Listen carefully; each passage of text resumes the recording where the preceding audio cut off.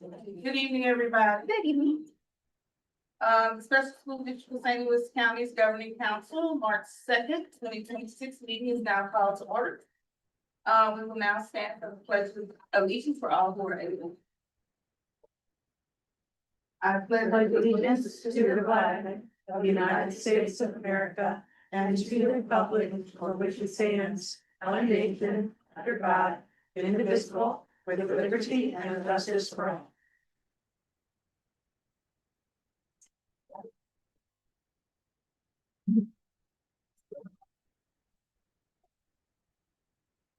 I'll now ask Secretary Michelle for a roll call vote to establish a quorum. Okay.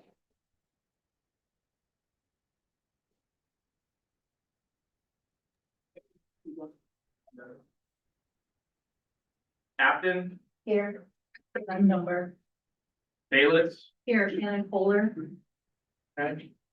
Brentwood, Here, Katie Clark. Clayton, Here, Chris Wynn. Ferguson, Florissant. Hancock Place. Here, remains.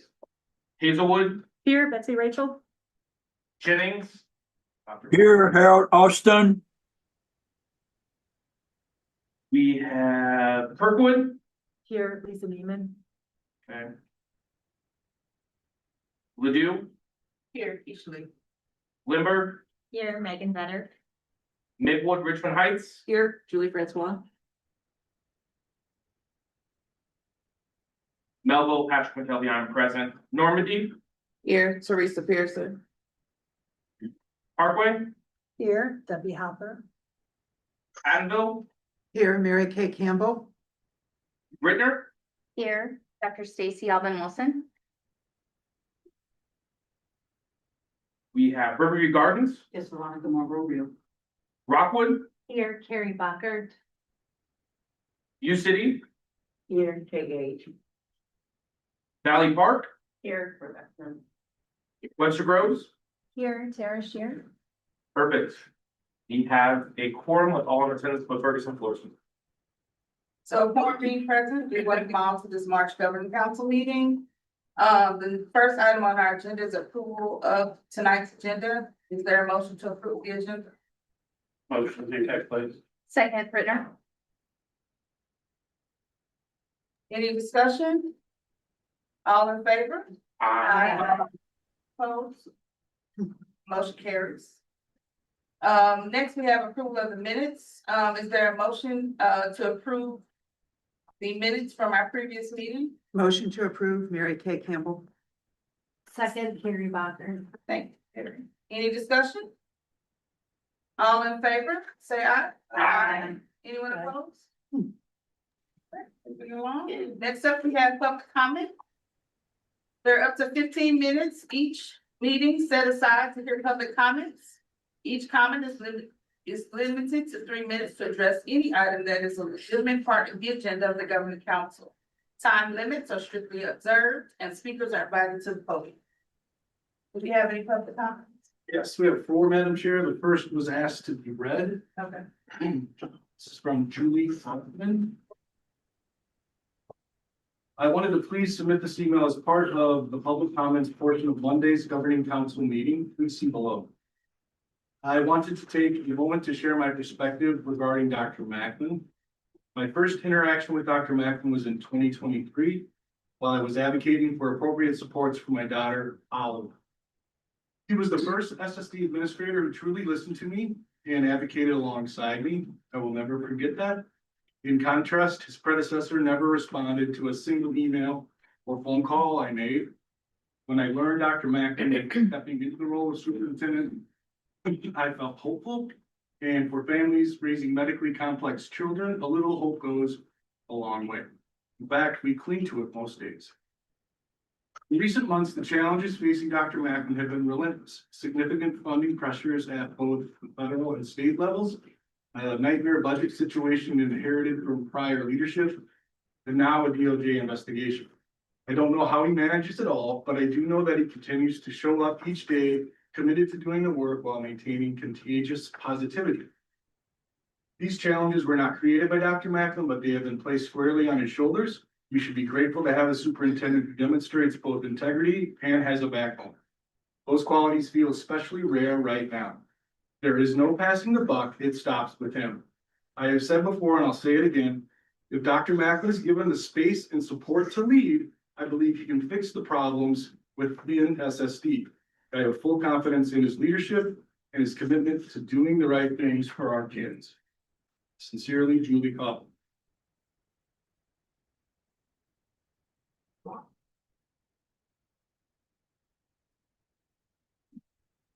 The remaining, public speakers, next up, we have Paul Kaufman on the topic of board elections. Good evening, members of the governing council.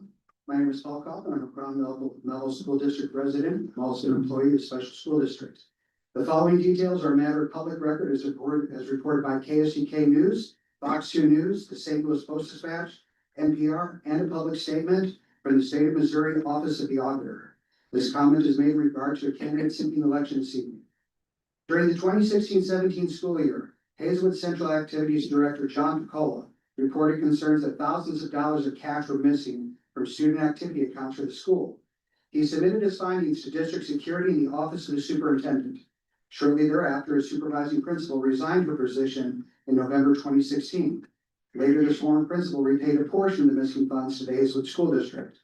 Despite a long history of guiding the school's programs to several conference and state championships, Coach McCall was notified in the spring of 2017 by the Human Resources Department in Hazelwood that he would no longer serve as activities director at Hazelwood Central High School, and he would be demoted to a classroom teacher with a large pay cut of over $30,000. In a protest, over 5,000 Hazelwood residents signed a petition asking for Missouri Auditor Nicole Galloway to conduct an audit of the district's finances. The state performed the audit and issued the findings that there were numerous cash controls concerns. The former auditor for the state said the following, quote, "The reason that the school funds was allowed to go on for how long it was not detected sooner was the school district did not have the proper checks and balances in place to prevent the opportunity to occur," end quote. Her report also detailed how the district improperly reported attendance, which resulted in over $95,000 in excess state funding. Coach McCall also filed a civil lawsuit against the district as a result of his demotion. The Associate Superintendent for Human Resources for Hazelwood School District in 2016-17 is Dr. Julia Burke, candidate for SSD board seat for Subdistrict number 7.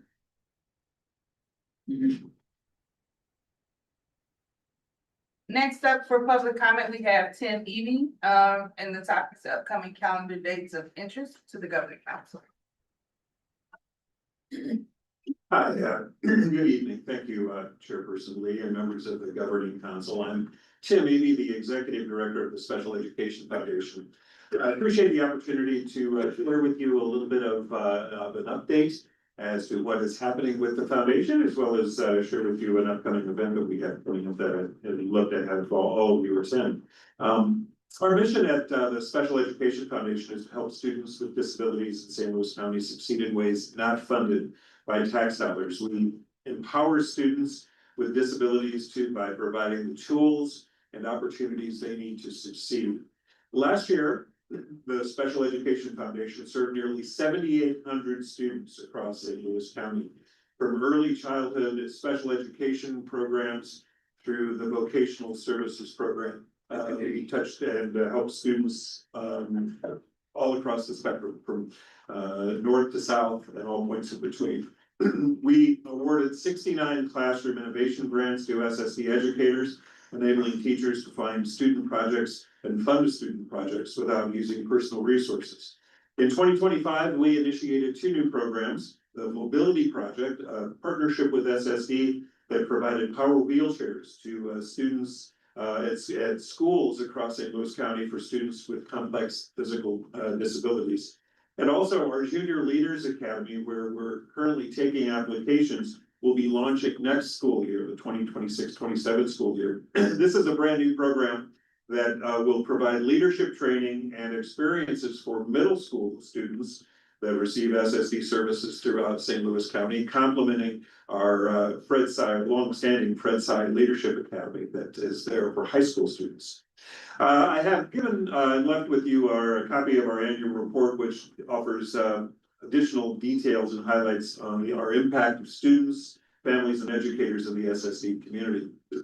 I'd also like to, encourage you and, ask you to join us on Thursday, June 11th at, the Reverie St. Louis out of the district in Chesterfield for our 3rd annual Starfish Awards.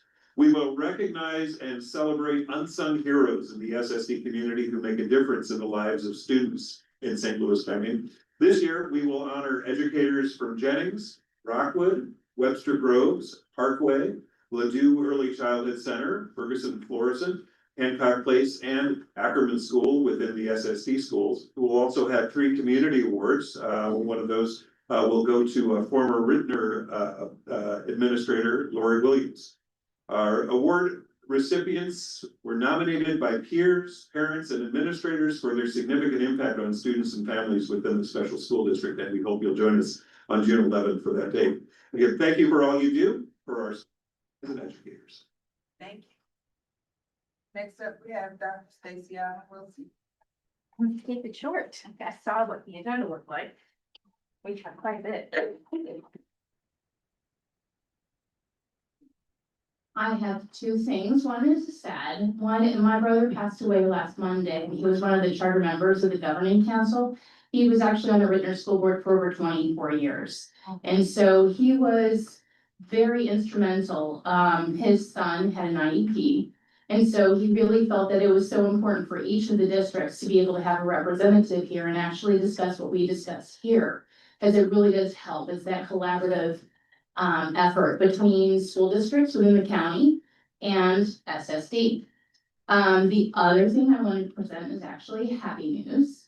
I have a patient of mine who went through the Rittner School District, and his father wrote the letter for him because he thought it was so important that everyone know just how important SSD was in his life and what he's doing now. Because I think that's important for us.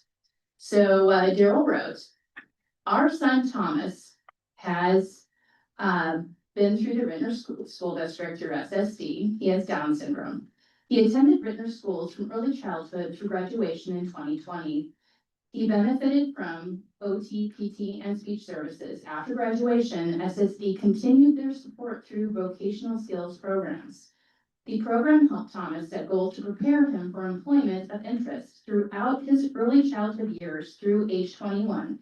SSD has provided teachers and professionals guiding and providing services to help and support Thomas for future success. Thomas is now 24 and has been working with Chinooks for 3 years. He loves his job and coworkers, and this is so true, because when I walk around the neighborhood with my dog at lunchtime, he is dressed perfectly for work. His mom takes him to work, and he's so proud of it too. He loves his job and coworkers. He continues to talk about past teachers from Rittner and SSD.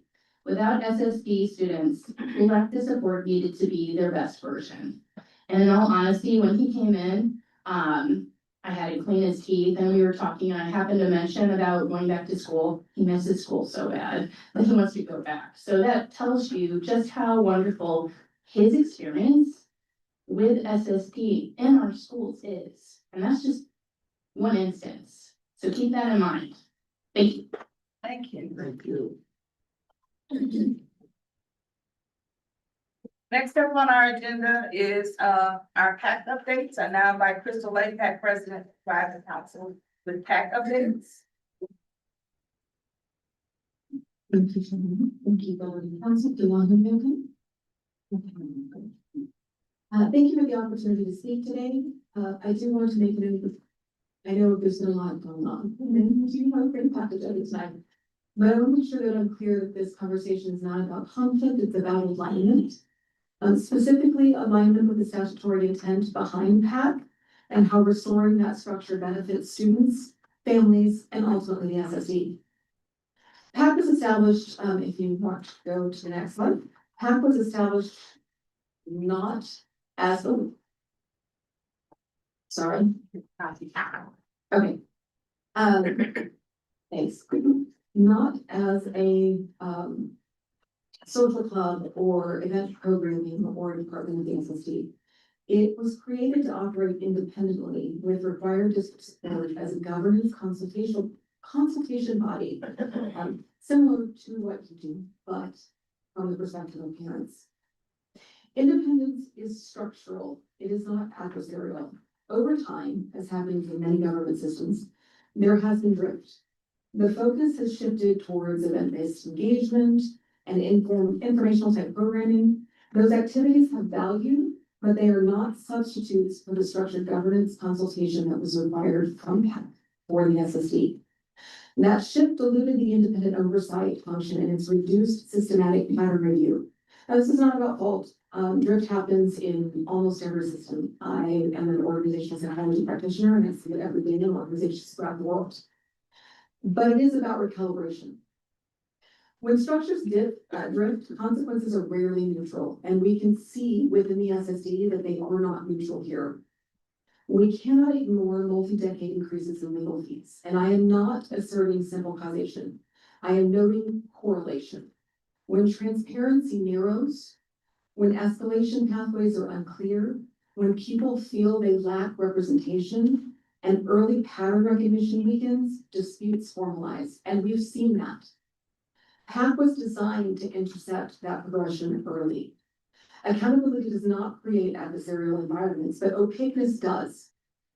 Isolation does, and refusal to adapt does. And we're seeing all of these things play out within the SSD. Now, fortunately, we've had really great partnership with Dr. Macklin, Chief Pendergrass, and pretty much everyone that we've worked with, right? But we do need to go back and fix what is currently broken, which is the structure of the PAC. PAC by statute is an independent governance advisory body. So the administration executes, governance consults. PAC, we're here to identify systems and recommendations for change to benefit students. And these roles are complementary and are not interchangeable. So when we look at the original intent, we've got this package here. If you have the questions behind it, please let me know. But I do want to address the fiduciary responsibility. Funding PAC is not discretionary. So PAC statutory creation carries with it a fiduciary obligation for district support for its operations and communications. Fiduciary responsibility, though, is not simply about the allocation of funds. It's about ensuring the structure created by law can function in practice. If PAC cannot communicate with families, the statutory purpose is undermined.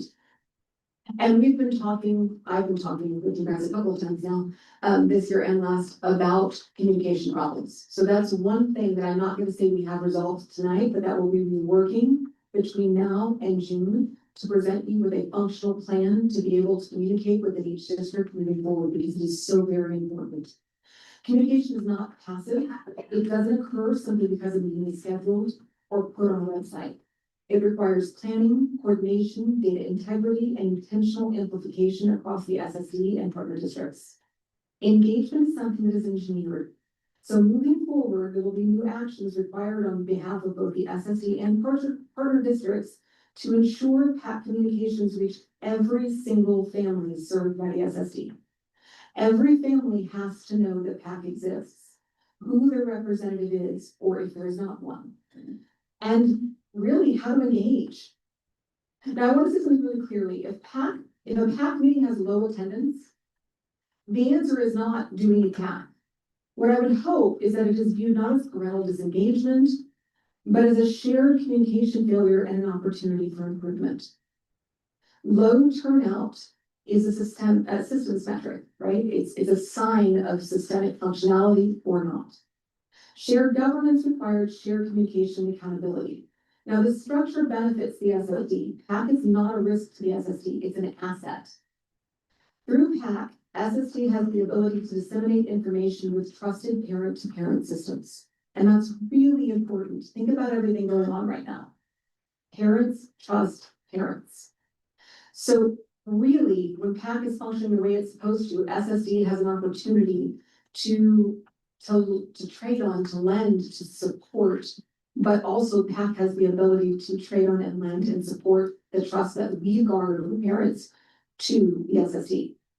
So when information is reinforced within that trusted peer structure, understanding increases. PAC provides a credibility bridge for the governing council, for the Board of Education, and for SSD, a trusted amplification channel, an early warning system for patterns, and a feedback loop that not only reduces surprise, but reduces the need for legal amplification instead. So our goal is to reduce misinformation. Our goal is to reduce escalation. Our goal is to increase institutional trust. That's not adversarial. So let's talk about structure. The revised governance model streamlines operations by looking at where the system has been less than effective in years past. A lot of our breakdowns occur at the district partner level with district representatives. Having a deep hack in every single district is a lovely idea and maybe works in a couple of districts, one that's statutorily required by corporate.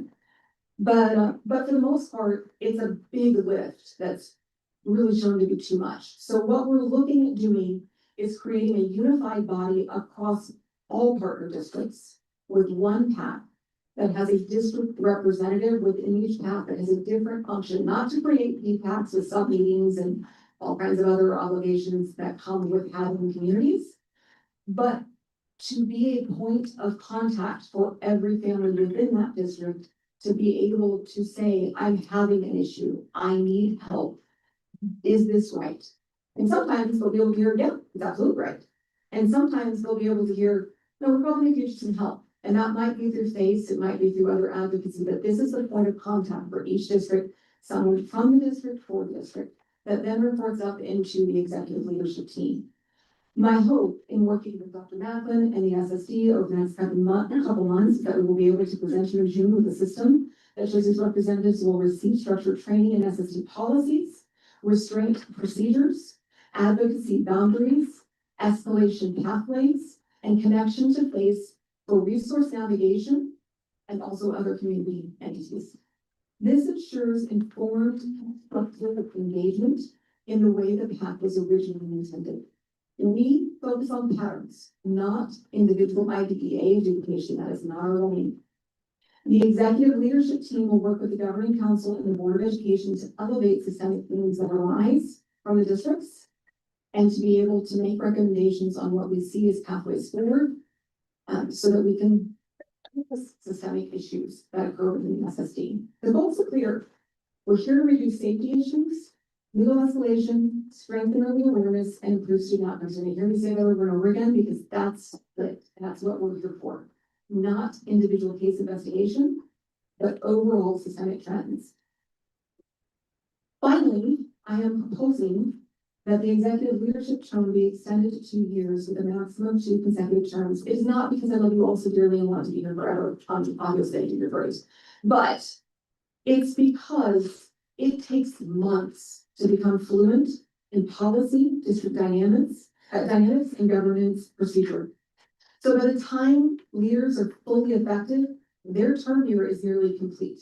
This serves no one. Continuity strengthens governance. Term limits preserve accountability. We want to keep them. We just need to make it a little bit longer so that we can have a functional path. Before I close, because many of you don't know me, I'd like to acknowledge my background so that you can understand this is more than just my opinion. I've spent over 2 decades in the private sector building functional communities and designing organizational systems that balance accountability, communication, and trust for some of the largest organizations and countries in the world. In complex organizations, when oversight is clear and communication is intentional, conflict decreases and performance stabilizes. The same principles apply here. PAC is not about power, it's about architecture. And if the architecture is strong, then parental trust will increase. Legal exposure will decrease, communication with our families will improve, and students benefit, so does the SSD. Final operational details will be presented to you in June. But in the meantime, I welcome any conversation or questions that you might have and being able to structure everything needed to be your plans. Thank you. Yes. And Crystal, am I reading correctly on the website that 11 of the 21 school districts have no representation?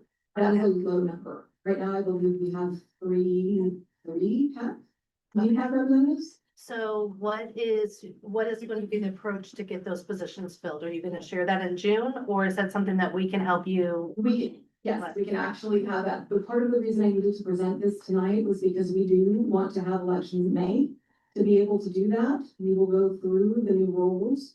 Well, it's not really new rules, but the revamped rules in the March 4th meeting, which is this Wednesday. That has been put everywhere I can possibly put it online, but we know that not all of these families are online. So the very first thing that I think you can do is take this back to your districts and ensure that it gets put out through your communication systems, so that all students have the opportunity to take this home to their parents, or for parents to be able to read it within the communication platforms that you have in your districts and attend this meeting. PAC meetings, the public meetings, are held both virtually and online. So you can, not online, in person, sorry, those are the same thing, virtually and in person. So you can come here to the central office on Wednesday to take part in that meeting at 6 o'clock. Or you can log in through Zoom, whatever is more convenient for you and your family. What we care about is that you participate. So it would be great to see you all here. I know you're here tonight too, so that plays a lot, but it would be helpful. But it would be even better if you could make sure that that information gets shared out through the districts. From what I understand, that is a continual challenge. The March 3rd, 6 o'clock. For Wednesday. Wednesday. Sorry, my dates tend to run together. And at that meeting, you're holding elections, or you're explaining to hold elections? We are explaining the positions, what needs to be filled, what's open for election, and the electoral process. Elections will take place in May. Thank you. You're welcome. And that meeting is open to all SSD parents. Yes, that meeting is open to all SSD parents and to the community. It's a public meeting. Now, to be eligible to sit on either the executive leadership team for PAC or to serve as a district representative, you must be a parent or guardian of a student receiving SSD services. But anyone can participate as a member at large. Does that include students, as former students of the district, or just current students? Former students of the district or parents of former students of the district can participate as members at large. You have to have a child that's receiving SSD services to be able to sit in that elected decision. No problem. During that meeting, will you be rolling out your communication strategy to try and get more parents involved? I feel your pain. I came through PAC, that's how I kind of found myself here. And that's why this is important to me. But I know that engaging parents has been a challenge since my son graduated in 2016. Yeah. And I know the barriers that we face, even trying to get a PAC going in our district, due to FERPA. Not, we're like, just give us a list, we'll call the parents, but you can't have the list. Right. So, I mean, I think whatever communication strategy or that you have, that how would you get that information out to parents would be very helpful. Because I know that is one of the biggest challenges. And we put it in our newsletters, and I mean, quite honestly, I think even for, within our districts, parents, some come, some don't. And so it's just kind of almost like, how do we make sure that they understand the importance of having a voice at this level, at this? Yeah, I think that's a very fair point, and I hear you. Like that is the continual struggle. I think part of the issue is not understanding the value proposition of PAC, right? So when you're looking at PAC as a booster club, you're like, well, I got PTO, why do I need PAC, right? But that's not what we are. And so, yes, we will, I think Wednesday, the intent is to help reintroduce like an allow me to reintroduce myself moment for PAC of this is what we're intended to do. And it's really different than what you've seen. It's going to take a lot of people, right? We've got over 20 districts. We're gonna need over 20 representatives. In a perfect world, there'd be alternates, but man, I will just be happy to have a representative in each district. But what that person's going to do is very different than what's been done before. So there will not be an expectation outside of Parkway that is statutorily mandated to have its own district PAC to build up a district PAC group. What that district representative will do is be able to share all of the information coming from the overall body that we will all be members of. And then serve as a point person to talk to. Hey, I'm having a problem. Hey, I don't understand this. Hey, I need help. Some of that help is very positive. Like as students go to age out, They don't necessarily have access to all of the equipment and communication tools that they have that are quite expensive through the SSD. And they don't know where to get it, right? They're really easy solve back to face and a couple of external resources, right? But our district reps will be equipped with that information to be able to share that. When district reps serve as a trusted source of information and an escalation pathway for parents who are frustrated or don't understand or need help, and they get that help, it will become easier for them to be part of that. On the other side of things, there is a communication issue, and FERPA, I think, has been unduly burdened with the responsibility of why communication can't go out. We are still working through this, right? I'm not gonna claim to have all of the answers. I don't want my home to be upset. Okay. Oh, sorry, I was trying to make a joke. But at any rate, I'm working with Chief Pendergrass on, how we can communicate potentially through case managers and, Shakir Moore and, well, several people. The idea would be to have that communication go out through the case managers so that every student has access to it. Case managers communicate with parents every week, right? So the best and easiest way to ensure that we're being compliant with privacy, but also getting information to students would be to do that for the case managers. In my opinion. Any additional questions? Okay, thank you so much. Thank you so much. So we'll now move on to the superintendent's report. Dr. Mack. Great. Good evening, Governing Council. Thank you for being here tonight. Tonight's Governing Council will receive 3 presentations. The first will be the audit, Clifton, Larson Allen, and Andrew Senior to present the audit. Following that, CFO Cindy Ryman will be presenting the preliminary FY26 and FY27 budget. And then following that, our Chief of Teaching and Learning, Dr. Molly Bolton, will be presenting strategic plans. Thank you.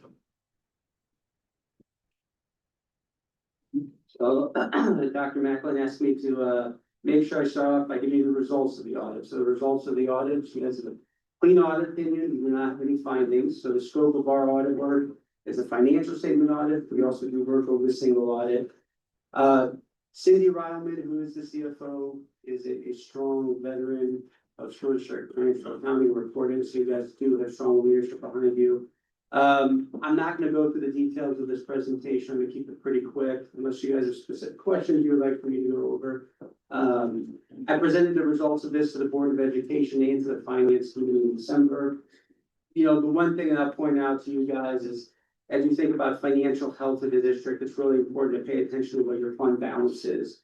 Right now, across all your core funds, it's about 272 million, which represents about 3/4 what the district's expenditures are. So that's a healthy fund balance for the district. So when you couple clean audit results plus a healthy fund balance, then overall we have good leadership and it's good path forward for SFD.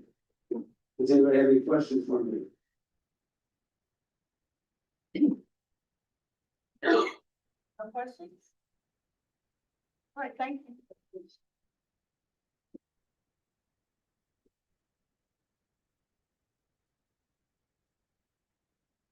Good evening, governing council members. My name is Cindy Ryleman. I'm the Chief Financial Officer here at Special School District. And tonight we're going to talk about how we're doing for fiscal year 2026, as well as introduction to our fiscal year 2027 budget. You want me to use the clicker or you want to? I don't want to touch it. Next one. Go ahead. Thanks, Mark. So we're gonna start with the fiscal year 26 budget update and how we're doing. So Andrew, the information he shared was about fiscal year 25, the audit that we just completed for that fiscal year. So now we're gonna dig into how we're doing for fiscal year 26. So we're gonna start with the revenues. And what you're seeing on this slide is the revenues year to date. So that is as of January 2026. And so you can see our revenues by source. You got local, county, state, federal.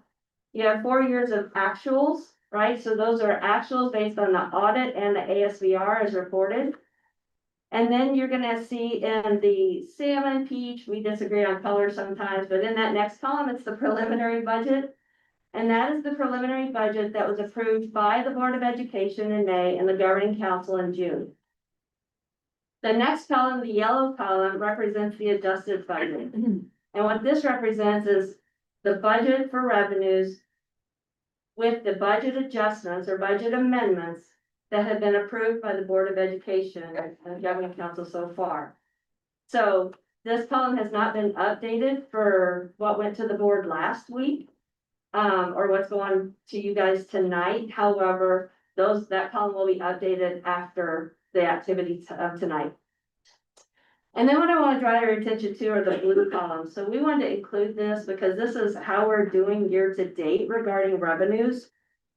And so, as I said, this is through January 2026, which represents 7 months of activity, which is about that 58% that we would target and look for when we look at how we're doing either with revenues or expenditures.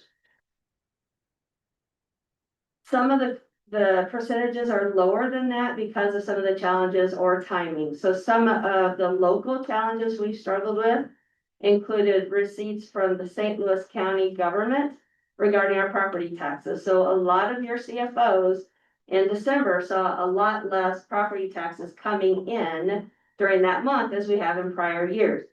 Counties implemented a new software system. They've had their own challenges.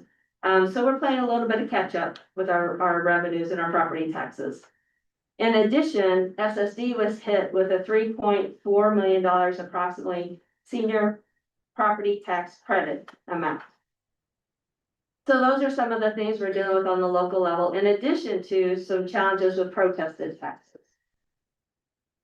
On the state level, you can see that we've already adjusted our budget downward, and this has to do with the fact that even though the state government approved a state adequacy target of 7145, DESE is currently paying out at a state adequacy target of $6,900. And that's primarily because they didn't want to pay out at 7145 and then experience any state withholdings or anything that might come from the state at that level later in the year. So they're paying under right now. Hopefully we'll be able to catch up in April, May, by the end of the year in June. But that is to be decided at that point. So we went ahead and reflected a conservative loss of the $8.5 million in that state adequacy target in the budget.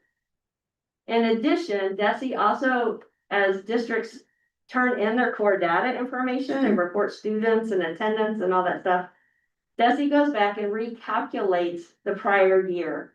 So when they went back and recalculated 24-25, we also got hit with a just over $3 million state adequacy target calculation. Because when they got all the data from school districts and they ran the numbers, the state adequacy target should have been a little different than what they paid us out on. So both of those adjustments have been reflected in the state budget for now. Again, we would like to see that state adequacy target paid at 7145 by June 30th. But we continue to provide information to our Board of Education as well as to you guys on a quarterly basis as to how we're doing financially. So hopefully at a future meeting, I'll have some better information.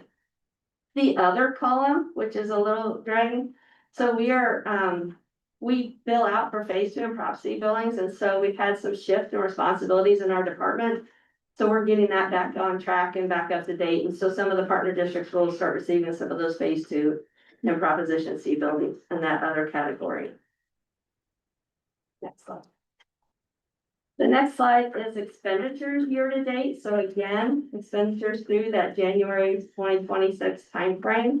Again, this is expenditures by object, which is how DESE likes us to report things. So salaries is comprehensive. It's all salaries, which includes wages, overtime, miscellaneous pay or extra duty pay, those kind of things.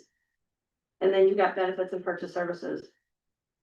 Again, you've got the 4 years of actuals, you've got the preliminary budget, the adjusted budget that reflects about amendments that have been taken to the Board of Education and to the Governing Council. And then that year-to-date column, right? How have we done? How have we spent money in those categories through January? Again, you can see those percentages are a little lower than the 58%, which represents the 7 months of activity that's being reported year to date. Excuse me. But remember that in June, we will actually pay out 4 payrolls to our teachers for summer months. And so the salaries and benefits will have a little bit of catch up that will end up happening at the end of the year. So although it's a little bit lower than the 58%, I'm trending that to be on target at least right now, until we see anything majorly happen by the end of the year. And just to draw the attention of the governing council members to purchase services, that's where our subs come in. So we contract with Kelly Subs for our teacher level subs as well as our para subs. And that is where that budget is in that category. So that's why purchase services are a little higher because sub costs have increased over the last couple of years. So this is the slide I continue to bring forward to our Board of Education, and I bring it to the governing council as well. And I like my color coding, so I wanted to draw your attention to some very important pieces. This is a lot of information, a lot of numbers. It takes into consideration the 2 slides that we've looked at previously regarding revenues and expenditures. Again, you've got the 4 years of actuals, you've got the peach or salmon column, this is the preliminary budget. You have the yellow adjusted budget. One of the columns we've added new is the green column. The green column represents our forecasted internal budget. And what that means is we put all 12 months together, and every month that we get the monthly financials, we update that month's activity and then project out for the rest of the year what those months are going to be. So in this representation, that internal forecast would be all of through January actuals, and then we're projecting February, March, April, May, June to see kind of where we think we're going to be as an internal forecast. So we're really looking at the budget in a lot of different ways to make sure how are we going to do, that there's no surprises come the end of the year, and that we're really staying on top of our financial information. The forecast going forward represent our righting the ships strategies currently. No other strategies are currently in those forecasts. What I want to draw your attention to is 22-23 salary box, that first red box. It was about $300 million. In 24-25, in that salary row, you can also see our salaries increased to $400 million. That's an increase of around $100 million. Now, if we look at the yearly increase decrease cells in those 2 red boxes there, you can see for fiscal year 24, we deficit spent $48 million. And then in fiscal year 25, we deficit spent $55 million, again, over $100 million. So we can directly correlate our salary increases to our deficit spending. Now, FY 25, it could have been a lot worse. We started with a deficit of $78 million, and a lot of hard work went into fiscal year 25 to reduce that deficit down to the $55 million that we ended up with. Fiscal year 26, you can still see we're deficit spending. And then for fiscal year 27, 28, and 9, the forecasts are still deficit spending. We cannot sustain this. We have to get to a balanced budget. So the strategies, the options, the things we need to look at, whatever they may be, need to get us to a balanced budget so that we do not deficit spend anymore. With those deficits of this year 27, 28, and 29, you can see that fund balance that Andrew indicated was healthy has now decreased to 24, 15, and 14 and a half. Again, this is not sustainable. We have to turn the ship around, and we have to do a little bit more than riding the ship. So remember, riding the ship is really staffing adjustments, is a capital projects fund tax rate reallocation. So we moved pennies from the capital project fund into the general fund to help drive funds and operations, because you have more flexibility with that tax rate in the general fund than you do when it's in the capital fund. DESI allows you to transfer money from the general fund to the capital fund, but once you put it in the capital fund, you can't transfer it back out whenever you want to. It's in there for capital projects purposes. So that was one of our strategies, is that capital projects rate. And then our third one was the non-wage cost containment measures. So that's really the purchase services and supplies areas of our budget that we really have to focus on and try to reduce costs as much as we can. But we also know as a district that we're 85% personnel, so we got some hard work to do in fiscal year 27 forward, so. Next. This is the chart that we bring to the Board of Education, the Governing Council on a regular basis.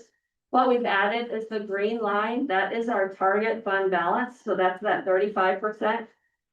I shared with the Board of Education, when I do the DESI fund balance analysis, it indicates that SSD really should have a fund balance between that 30 and 35%. So we've added the target line in green of where we want to get to and where we should be based on that calculation. The orange line is the original fund balance percentages before writing the ship. That's where we were headed. The blue line correlates to the slide that we just looked at with the 24, the 19, and the 14.5%. Again, we've got some work to do to get to that green fund balance target line. So with that being an introduction to how we're doing for fiscal year 26, let's look a little closely at fiscal year 27.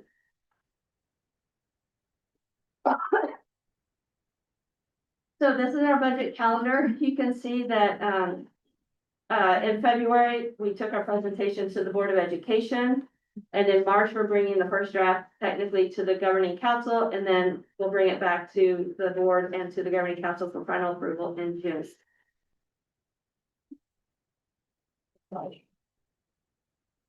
We have taken a new approach to budgeting this year. So historically, districts will use a lot of spreadsheets. They'll use a budget document that's either in Word or published or different things. We have actually implemented ClearGov here at SSD this year. It started with municipalities, it's grown in the school district arena, and it's really widespread over the country being used. It really allows us to get rid of the spreadsheets and the potential for error and miscalculation and hand keying issues and stuff. So it centralizes our data, it allows for efficiency and streamlining of our processes. We had some good feedback from a lot of our budget owners implementing this and being able to see history, as well as when entering their budget requests, they were able to put justifications and information in it. And so it's really been a benefit to the district in streamlining our budget process. And I'll share a little bit more about that here in a minute. So we are still in the process of meeting with our budget owners and really kept going through their budget requests and justifications. But on a percentage basis, you can see that between local revenue, which is just under 63%, and state revenue, which is just about 22%, where the majority of our funding is coming from.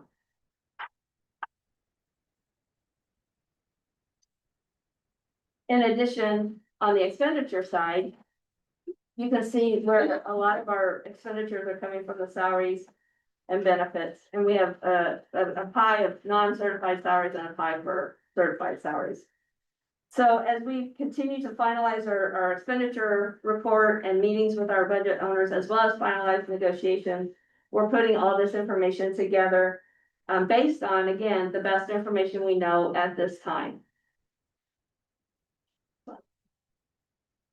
So one of the reasons we like implementing the ClearGov system and platform is it also aligns, as I said, it introduced with municipalities first. So it aligns with GFOA best practices and budgeting presentations, award-winning presentations, as well as the ASBO Meritorious Budget Award. So the ASBO Meritorious Budget Award is really a high standard for budget presentation, and it's really designed to improve accuracy and accessibility for our stakeholders and clearly communicate the things that the district's dealing with and the challenges regarding the budget. Next slide. So the Meritorious Budget Award has a checklist. So you work through the process in order to make sure that you meet all the pieces of the checklist, which include making sure that your budget is easy to understand by your stakeholders. So that could include, you know, all of us are different learners. So that could include narrative, that could include numbers, and that can include the visuals, whether it's charts, graphs, etc. So we want to provide a budget document that's easy for our stakeholders to read, that provides clarity, transparency, and credibility. What is going on with the district? what's behind the numbers represented in the budget document. Why are those numbers the way they are? The challenges at the local, state, and federal level, we're getting hit at every level, the pressure between all three levels, so it can communicate any challenges we've got to our people, to our stakeholders in our community with what's going on in our budget document. So this is a snippet or an illustration of what the ClearGov looks like, and this is just the executive summary slide. Again, it can provide narrative, we can add pictures, we can add graphs and charts. It'll have the table of contents on the left as we build the budget document. And so I just want to include this to kind of let you guys see as to how it looks. And then on the last slide, Mark. So this is our budget cover. Our communications department comes with our budget covers, highlighting the students, right? This is why we're here, is to service our students. And so we want to highlight our students and really show our mission and vision and values on the budget cover as it's presented. Again, to the left, again, this is straight out of ClearGov. And so you can see the table of contents and the components that are required under that meritorious budget award. And then the top link is the link to the ClearGov platform. My goal is to dig into that link and really go into the platform with the Board of Education at our next work study when we talk about the fiscal year 27 budget. And so we'll work in that we'll work. I'll get mine in the camera. We'll work through that platform and really go into the budget and what the numbers are looking like and stuff at that moment in time. So I will do a little bit more digging into that ClearGov platform at our next budget work study. What questions? Yes, this is Harold Austin from Jennings. As I'm looking at your revenue on slide page number 4, I see for as 2025, 2026 adjusted budget, there was 4,859,000. Then in the year to date 25, 26, it dropped to 317,000, which is 4,000,008 difference.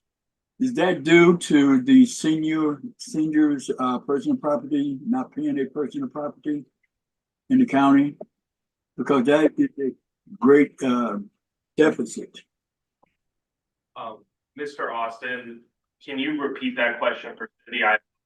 We had to increase the volume. Okay, can you hear me? I can hear you better now. Okay, my question is, as I'm looking at the revenue year to date as of 2026, is on slide page 4. I see where at in 2025, 2026, the adjusted budget was 4,859,000, but I see year to date 25, 26, there is 17,317. And that's a difference of 4,842,000. My question is that difference from the county as far as seniors paying their personal property taxes? Because there is a great difference, a big difference there.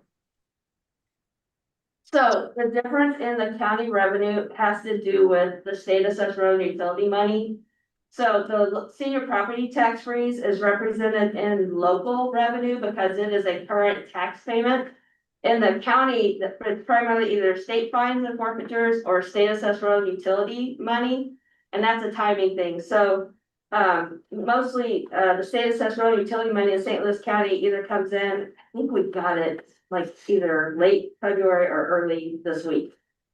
I guess this is Monday, so maybe Friday. So it might have come either last week or it's coming this week. It usually comes either the end of February or early March, usually when that state assessed road and utility payment comes out. That's the difference. We just haven't received that state assessed road and utility payment yet. Oh, so you have not received that payment yet? That is correct. That's a timing issue. Yes, sir. Okay, my next question, I'm looking where you saying that our fund balance is going to be somewhat like 14% a forecast for 2028, 2029. The fund balance is 14.51%. With that low fund balance, do you think we would ride the ship? I mean, how can we ride the ship with that type of fund balance? Also, what is the state of requirement as far as keeping a fund balance percentage? So, Harold Austin, the state, continues to stretch at 3%. And so that is the number, of course, that we don't want to think about obtaining. Just to be frank, the 14% is a forecast. However, one of the things that Cindy kept saying over and over again is that we have to consider all levers so that we don't get ourselves in that situation. We can't afford to be in a situation where we're at 14% just because at the end of the day, we still have to meet student needs. We don't know what those needs are. And so analyzing all of the levers that we have and that we have control of to ensure that we are not at that percentage and don't get to that space of place is key. Cindy highlighted that, with our current levers, we've done a pretty good job in almost a year and a half or 2 years, I think, in almost saving $45 million. And Cindy always corrects me when I use the word saving to say, Dr. Mack, we're still deficit spending, so we haven't saved anything at the end of the day.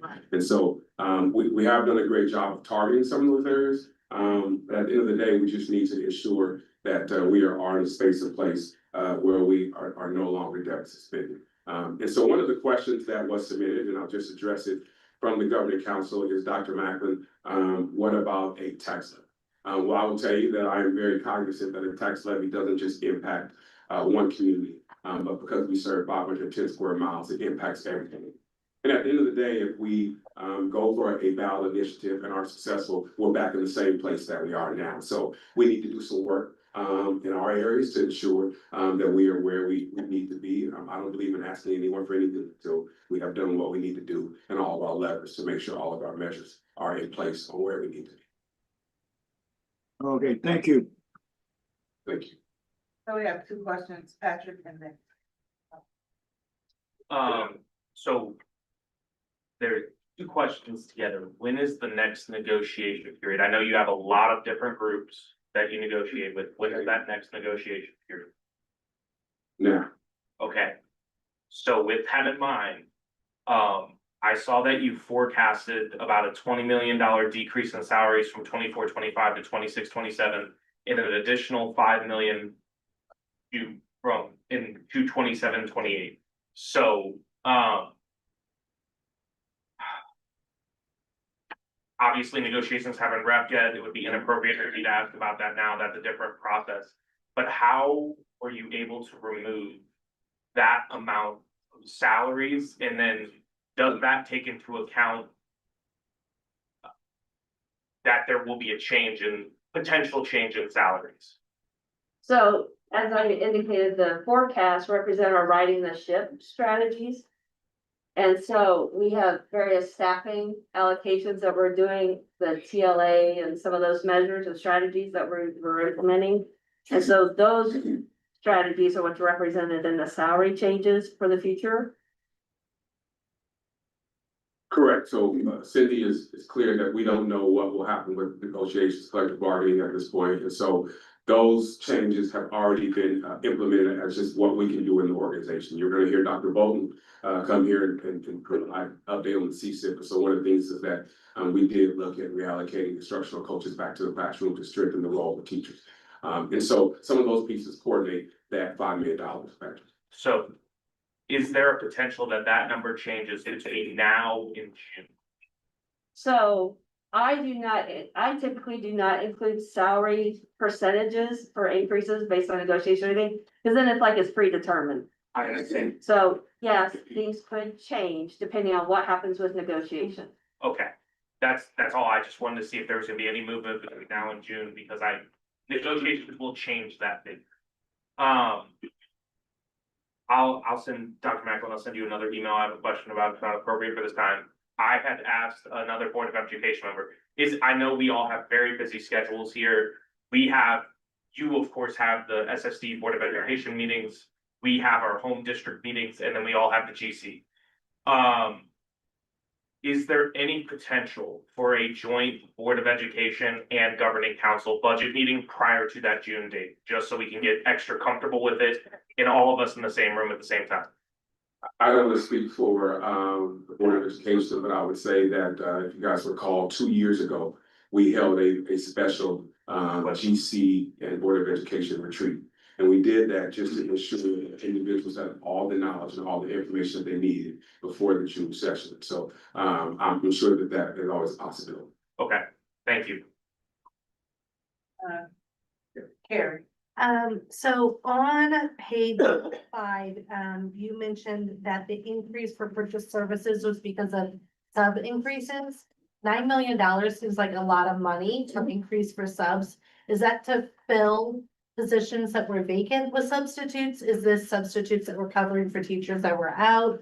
Can you give a little bit of more feedback on that? Yes, so our subs cover for a lot of issues, so it could be for vacancies. It could be for individuals that are out for professional development, or it could be individuals that are out on leave and different issues. So our sub budget has increased significantly over the last couple of years. Yes, ma'am. Okay, because I know that, I mean, we were filling positions with substitutes. At one time, that was a concern, correct? Correct. I would say that when you look at, and just raw numbers, I'll just give you raw numbers. You know, we have 10% of our staff who are out on leave. And that's on a, on a daily basis. So when you look at 6,000 individuals and you have 600 individuals who could be out for me, out of the space and place, that a substitute does fill that position. Okay. Thank you. Apologize for not answering ahead of time, so I wasn't planning on being here, but Sheila's out sick. So quick question related to that is, looking at the forecasted versus adjusted on page 6. Just curious, forecasted makes it look even worse than where we're actually at for adjusted. So I'm just curious what made you choose those numbers for adjusted versus the forecasted, because if I'm reading this right, forecasted budget looks like only 553 million versus you actually increased it adjusted, and then you increased expenditures even more in internal forecasting. So I'm just curious what made us choose those numbers for adjusted versus the internal forecast, because the internal forecast is actually even worse shape than what the adjusted is compared to the original. So the internal, which is what we're focused on right now, is because that is actually what is happening on a monthly financial basis. So December, this internal forecast looked much worse because our property taxes weren't coming in from the St. Louis County government.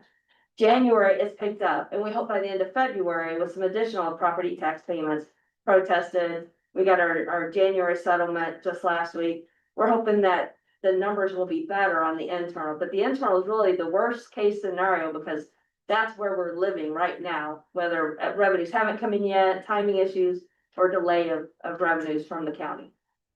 Got it. And then with that, I guess my other question is, what were the strategies that made us believe that we would drop $16 million in purchase of service this year from last year?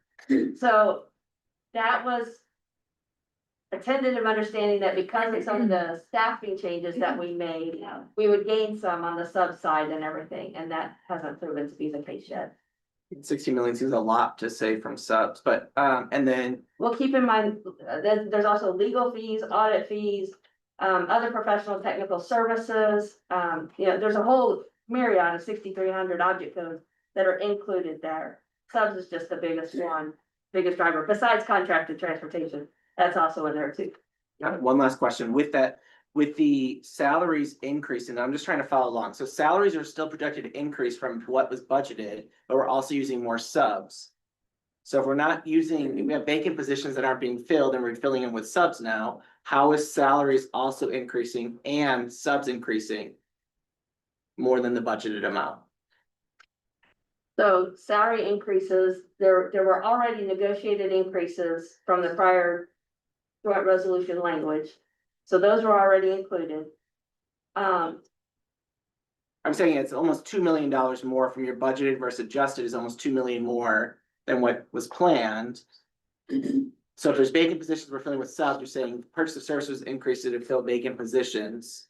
But then also our salaries is projected to go up even higher too. So it seems like something's not making sense in my brain, at least I see someone else not like this. Well, because salaries is also, and I'll just say this, we still need to meet student needs. And so we're bringing a really for the FY 27 budget, a salary increase of $4 million for FY 27. You may say, well, how are you doing that if you're deficit spending? Well, we still have student needs that needs to be there. And so at the end of the day, we look at the salaries increase, it correlates to the student needs, from those pieces. Yeah, and to that point, we've added one-on-one nurses already for this current year because of student need as well as, some transportation staff. And we can get you that breakdown. Yeah. So $2 million worth. I'm just trying to follow along. Subs are increasing and then vacant. Do you know how many vacant positions do we have? Teachers right now, we have 81 vacancies. I have one quick question on piggybacking on Kevin. When you have those vacancies, I understand with other, like my district, it doesn't necessarily mean, like, we still meet the state requirements. If we don't have that staff, are you filling those 81 with subs every day? Or are those positions empty and it could be a para and that just does not exist? Sorry. Those positions are filled every day to ensure that we're meeting student needs. There could be a pair, there could be a Understood. teacher in there, but. I Because understood. you have to meet IEP minutes and the rest of the piece of the educator, as well as Thank you. Yeah, she was next, then Debbie.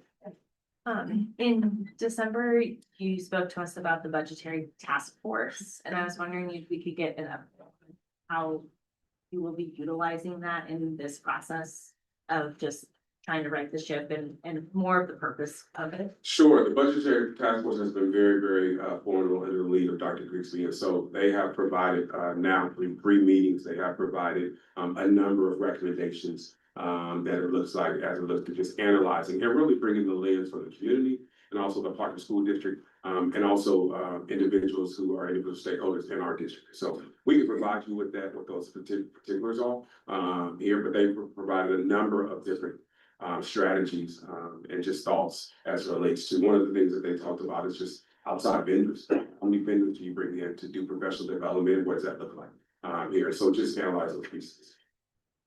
Yeah. Going back to Kevin's question and Patrick's follow-up on page 6 of the slide. So the forecasted internal budget for 25 to 26 has increased by about $4 million from the time it was originally budgeted. But then we take the forecast for 26 to 27 drops by $14 million. So if we're trying to meet the needs of students, how are we going to still do that with a drop of $14 million in salaries?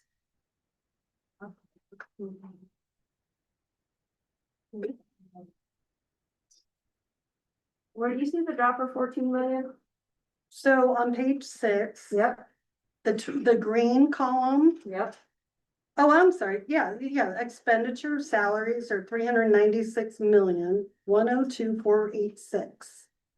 Then the forecast for the following year is 382,534,704. Sorry, I was comparing the different columns, so thank you for clarifying which columns you were looking at. So again, the 26, 27 forecast is really the change in the writing staffing allocations and what we're trying to do with that target.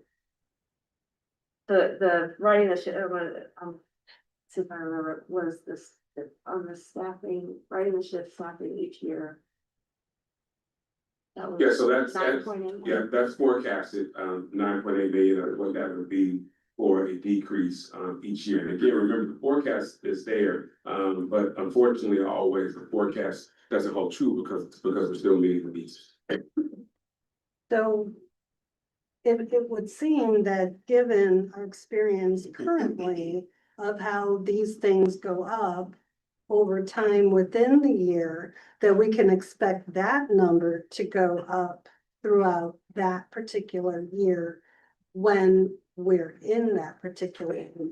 So this forecast may not be representative of what the actual could end up being. So then our fund balance is gonna drop even more potentially if we're not, I don't know what your adjustments are going to be to bring this down to $14 million, bring this down.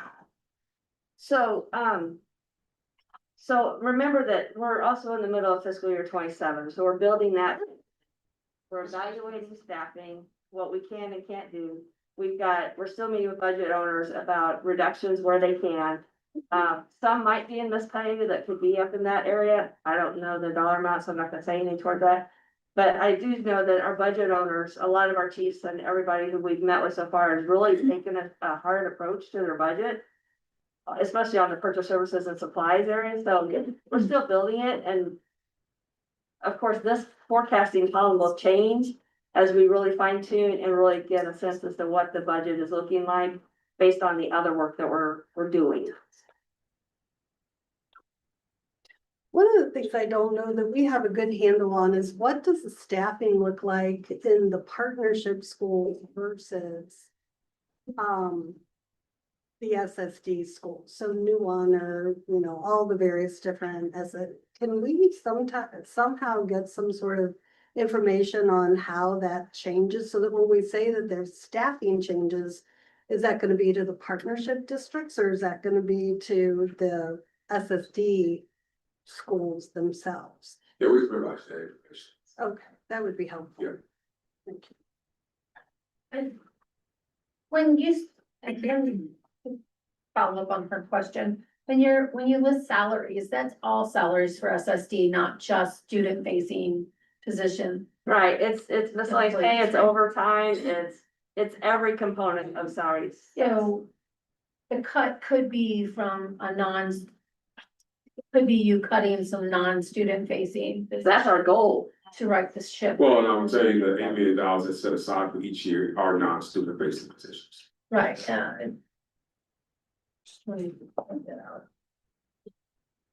But on the flip side, we're adding positions that are student facing. So that's the dilemma that you're in, because we're meeting the needs of the students, right? So that's the dilemma. You're cutting non-student facing, but it's costing more because you need more for student And facing. that's why when Cindy opened up the presentation, she said that we have to do whatever we need to do to get to a balanced budget and consider all levers. Because the levers that we considered before, used before, aren't gonna be good enough to get sort of the balance. Here, question. She's got one first. Thanks. I'm just curious how you are tracking any legislative changes around tax policy and any impacts that it might have on your forecast budget. Oh, I came into work this morning and I told my director of finance, I don't want to read the legislative bulletin this morning because I was afraid how depressing and upset I would get. So 2780, I think, is the property tax reform that took a lot of bad stuff out for school districts. But then they took all that bad stuff and put it in 2788, I think, or something like that. I get my numbers, I'm sorry. But anyway, so we are tracking all of that. I worked with a consultant earlier today on the fiscal note for that. So I've given him our financial assessed valuations for both St. Louis County as well as Jefferson County. And so he's helping us with draft that fiscal note. So I'm reading everything. We're talking to our lobbyists. We're talking to some consultants to really stay on top of things and to advocate at a legislative level what we can and what we need done for public education. Does that help? Yeah, that's great. Thank you. I just think it's key to make sure to continue to track that super closely. Advocacy is amazing, but also at the end of the day, we gotta make sure that we're prepared and anticipating what changes. You know, we have to make sure we're looking at plan B in case it goes this direction or that direction, because there are so many different unknowns at this point. So we just want to make sure that we're accounting for those unknowns as well. Absolutely. Okay, so it's been pointed out to me, not just tonight, but many times throughout my life, that I don't necessarily speak well to things, and I say things that hurt people's feelings. And yeah, I'm really, I look at the orange line on page 7 versus the blue line where we're at, or versus the green line where we should be, where we'd like to be. And I'm glad that many of you have voiced concerns about percentage balance, fund balance, where we're at, how did we get, all that. I'm just.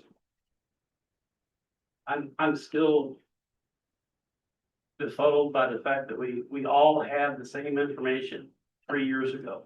All of us had the very same information.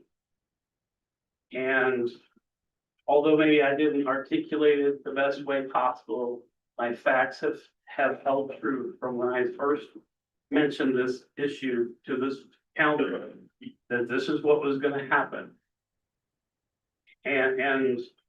And now that the new administration has been handed a pile of dookie, it still, is the hands of the people working to fix the problem are gonna seem dirty and because they're handed full of dookie that we handed them.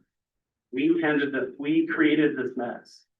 So I'm looking at the blue line and I can see right now that Dr. Macklin and his team have been working very hard and he's actually ahead of projected fixing this problem that we created. So, take that however you want. If you want to get your feelings hurt about it, that's fine, but we all had the same information. We were all given the very same information. And I pointed out that we all had the same information, and I pointed out that this was gonna happen. And everybody ignored it. Now we're here. And we have a team of dedicated individuals working really, really hard around the clock to fix the mess that we created. So, yes, there's gonna be some pains along the way that we're all gonna have to feel because we did this to ourselves. This isn't something we can flush off on somebody else's fault. We did this to ourselves. And we need to be a united team to fix it. Regardless of how we feel about this, that, or the other thing, we're all in this together and we need to fix it together. And we need to come together as a team. Stop eating action and pushing different agendas or whatever it is.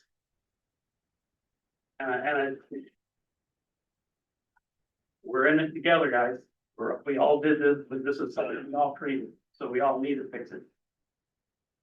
That's it. Any other questions? I know we've spent a lot of time on this agenda item and I am sensitive to time. But you both have made reference to needing to utilize all the levers within reach. But haven't really provided anything specific and you don't have a lot of building expenses and, compared to the size district you have, right? So I'm curious, because you've already talked about what sorts of staff reductions you're looking to make as far as non-student facing positions. Where else do you even have to cut from your budget? So I would say that, without getting into the particulars, I would say that, we are analyzing all levers. I would say that when you look at levers, there aren't ones that are already there. There could be ones that aren't there, that we're looking at analyzing. We understand the heavy lift, and we understand what it means, as it relates to a budget our size. Yes, we could eliminate this, here, but, this could only be $100,000. Yes, we could eliminate this. So we're looking at what those huge rocks could be. And so that's a great segue, Betsy, Rachel, for our governing council board of education retreat that we'll have to discuss those levers even more to deal with. Thank you. Anybody else? I just want to say thank you for all your hard work, in moving the district forward by services to students across St. Louis County. Have not been easy. Just watching the work that you've done thus far, has put us in a better place than where we could be. And also knowing that you're fighting against external factors, coming from the federal, local, and state level. is all challenges that we have to continue to face. So I would just say continue to, steer the ship. Thank you, Keisha Lee. Yeah. I will say that, the individuals who behind me, I think I speak for them here, we understand the challenge here and we understand what's at stake. We want to ensure that at the end of the day that students are, the main focus, to say the main focus, despite the obstacles that we face, but we're committed to doing this. If we weren't committed to doing this, that'd be a different story. Everyone who I know who is employed by a special school district is committed to making the changes to our work, so that's more important. Thank you guys for your support. Thank you. Thank you.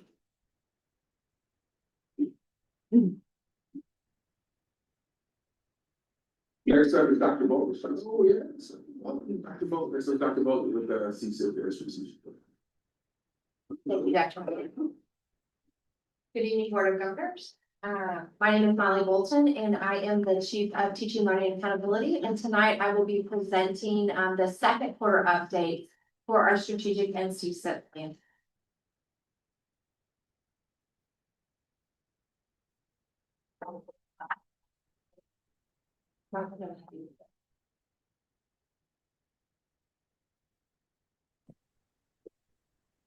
While he's getting that set up, I'm just gonna go ahead and get started here. So this is, just to remind you where we are, this is our second quarter report for this year, and this is our fourth year of our current strategic and comprehensive school improvement. Next slide. This graphic was put together by our communications department when we first rolled out a strategic plan and a comprehensive school improvement plan to kind of show the difference between the two. The strategic plan being more focused on the whole district and operational as well as instructional, with the comprehensive school improvement plan focused more on our students and those impacts directly to them. So we will begin tonight with our strategic plan updates. Just like this. With our goal one, this is looking at our database systems to help support both instructional as well as operations. With this, as I reported last time to you guys, we are partnering with MoreNet. And we received a grant MoreNet received a grant, and we are piggybacking on that with them to help develop a technology system. We can share data directly with our partner district staff. So far, our accomplishments have been that we have worked with the identified tech solution company called Analytics. And they have built the stacks. I'm not a tech person, so I'm just going to give it to you in pretty generic terms, but they have built the stacks and the data warehouses that we need for our SSD data, as well as Hancock Place. Hancock Place piloted this with us. And so we now have both systems built, and we're going through the data validation process for both of those systems. We are in conversations with the other partner districts to see who might like to come on board for next year. So we had a lot of preliminary conversations with, I think just about every district now. There's a couple more maybe that we need to schedule with to see if, you know, what level they would like to come on board with us for next year. So our next steps is, you know, really just to continue those partner district meetings. And also in March is when we'll be working directly with Hancock and Hancock staff to roll out the dashboard in that area. This strategy also works on data governance. And so in a district this size, we have a lot of data. And sometimes it's not always the cleanest data. And so data governance is a must. So this strategy is also charged with looking at that data governance. And so right now they are working on a prioritization matrix to determine where are we going to start with all of this, because it's pretty huge. And so that committee is working through that information. Another key aspect of this committee is our key performance indicator data. And so I'm gonna be sharing a little bit of that with you this evening. The strategy lead on this, Dr. Trevor, also works with our district leadership team in reviewing that data quarter. Next slide, please.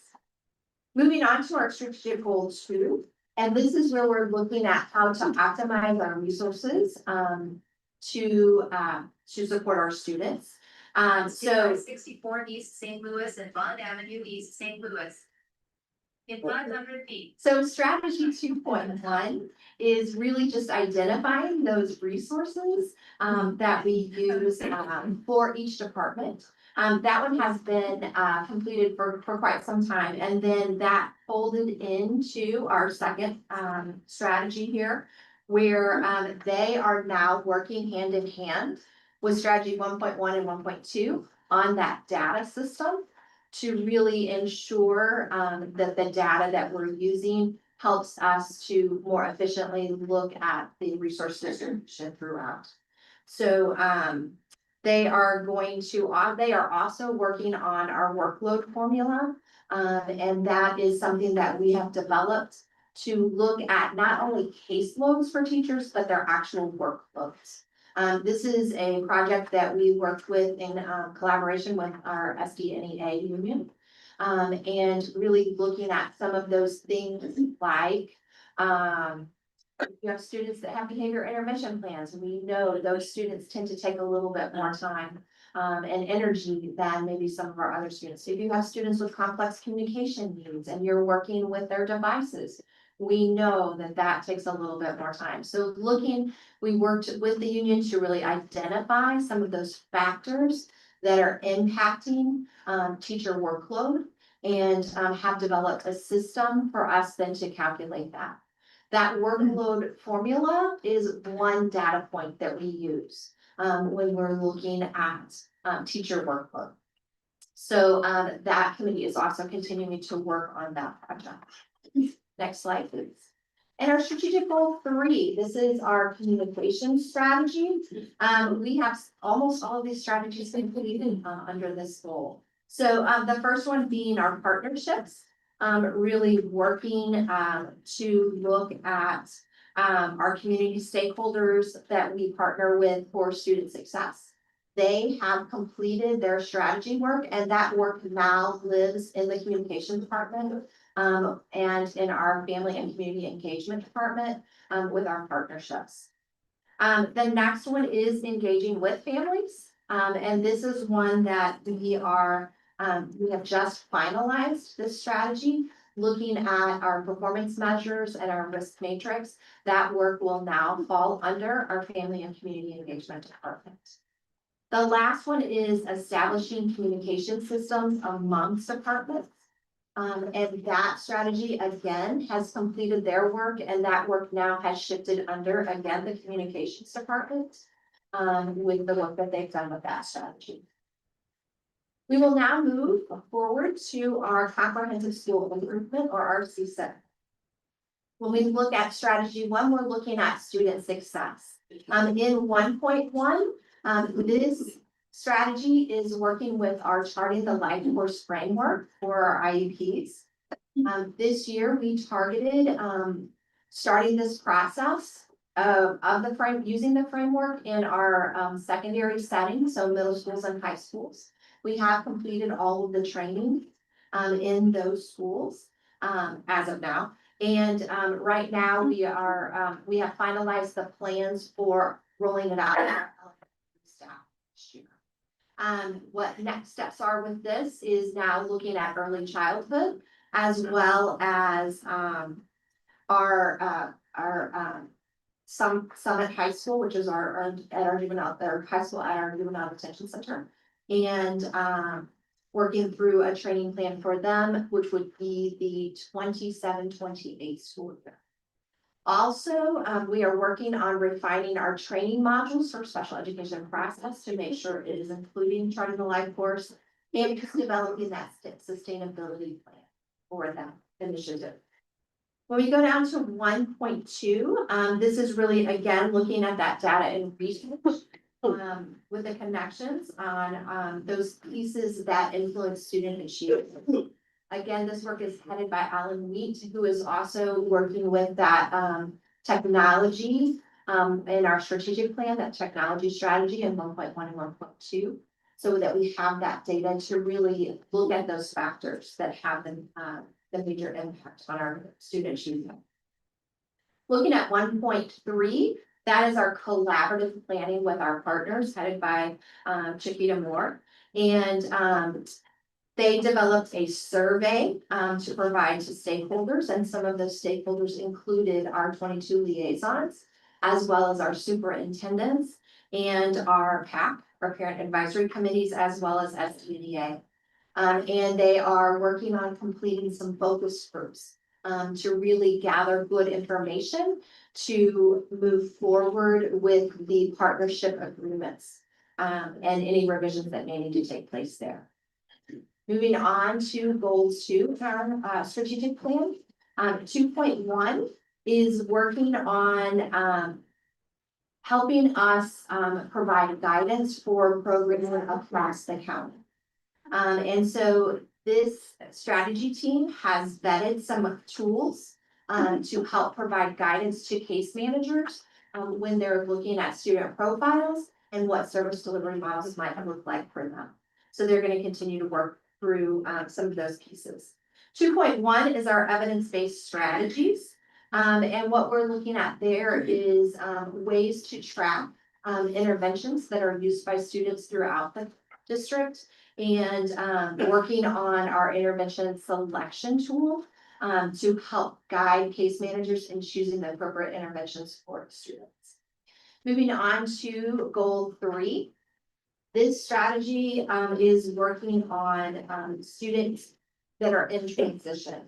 And so they are finalizing their plans as well with their risk matrix and their sustainability plan. This work will move under a couple different areas, one being our student records areas. So when students transfer, we have a smooth process. And then the other is also working with our FACE department as well as partner district counseling departments to help students who are in transition to have an easier time getting enrolled in their new district, and so that it is seamless and there's not missed opportunity. The last thing I'd like to present to you this evening is our key performance indicators. So our district leadership team just did our second quarter review. We do focus on different key performance indicators every quarter to dig a little deeper into. This quarter, we focused on our STAR assessment data for our students from the SSD schools, as well as our IEP family survey. The next slide is a slide that shows some of the expectations and norms that we use as a leadership team as we are reviewing the key performance indicators. The next slide shows you kind of the reporting protocol that we use. So we do, the one thing I'd like to point out to you is on number 2 there, you do see the color coding, which kind of shows us where we might fall with a key performance indicator, so that we're able to see that that work pretty readily in there. Next slide gets into our indicators. And so what you'll see here, the orange arrows indicate how we want the data to move, whether we want to move it up or down. So the things, as I said previously, we did focus in on that IEP survey.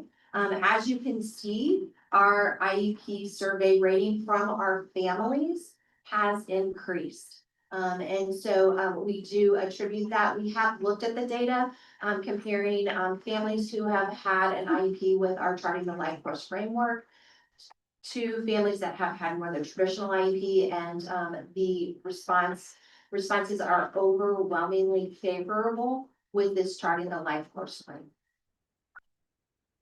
The other one that we looked at were our STAR data. You can see our student performance has stayed pretty similar over the last few years. So we are working on, some action planning around that, to help that. The next, key performance indicators are around our workforce area. These are some that we looked at in first quarter. You can see our vacancy rates, as well as our hours out of the classroom and our sub. And with that, I will open it up for any questions that you have.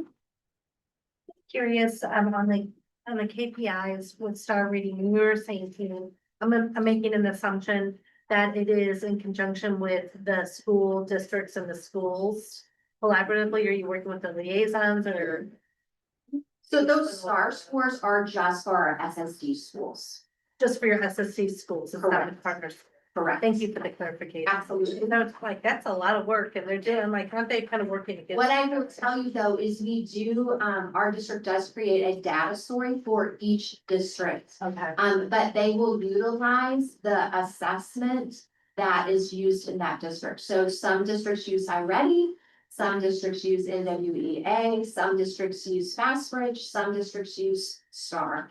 And so our measurement and assessment coaches have done a really good job gathering that growth data to see how our students are growing. And we do share that with each district. So I thought, we're being a little counterproductive here. We are doing this like that. Yeah. Okay, thank you. Absolutely. Any other questions? Yes. I have one moment on CSIP goal 2, under accomplishments. It says vetting, initial vetting of a tool and the concept of using the tool for guidance for services across the county. What is the tool? Is it a survey or? It is a tool that is looking at how we determine service minutes for students, based on profile. In 2.1. Yes.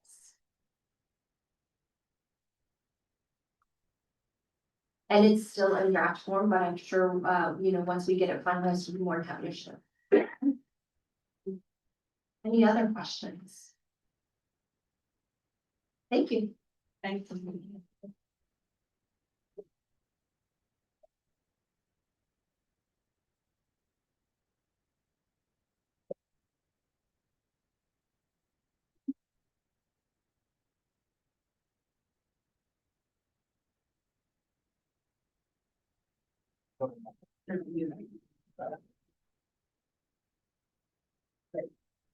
Um.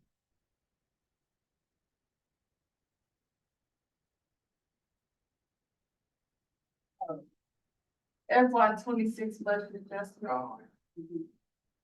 Is there a motion to approve? Oh, I'm sorry.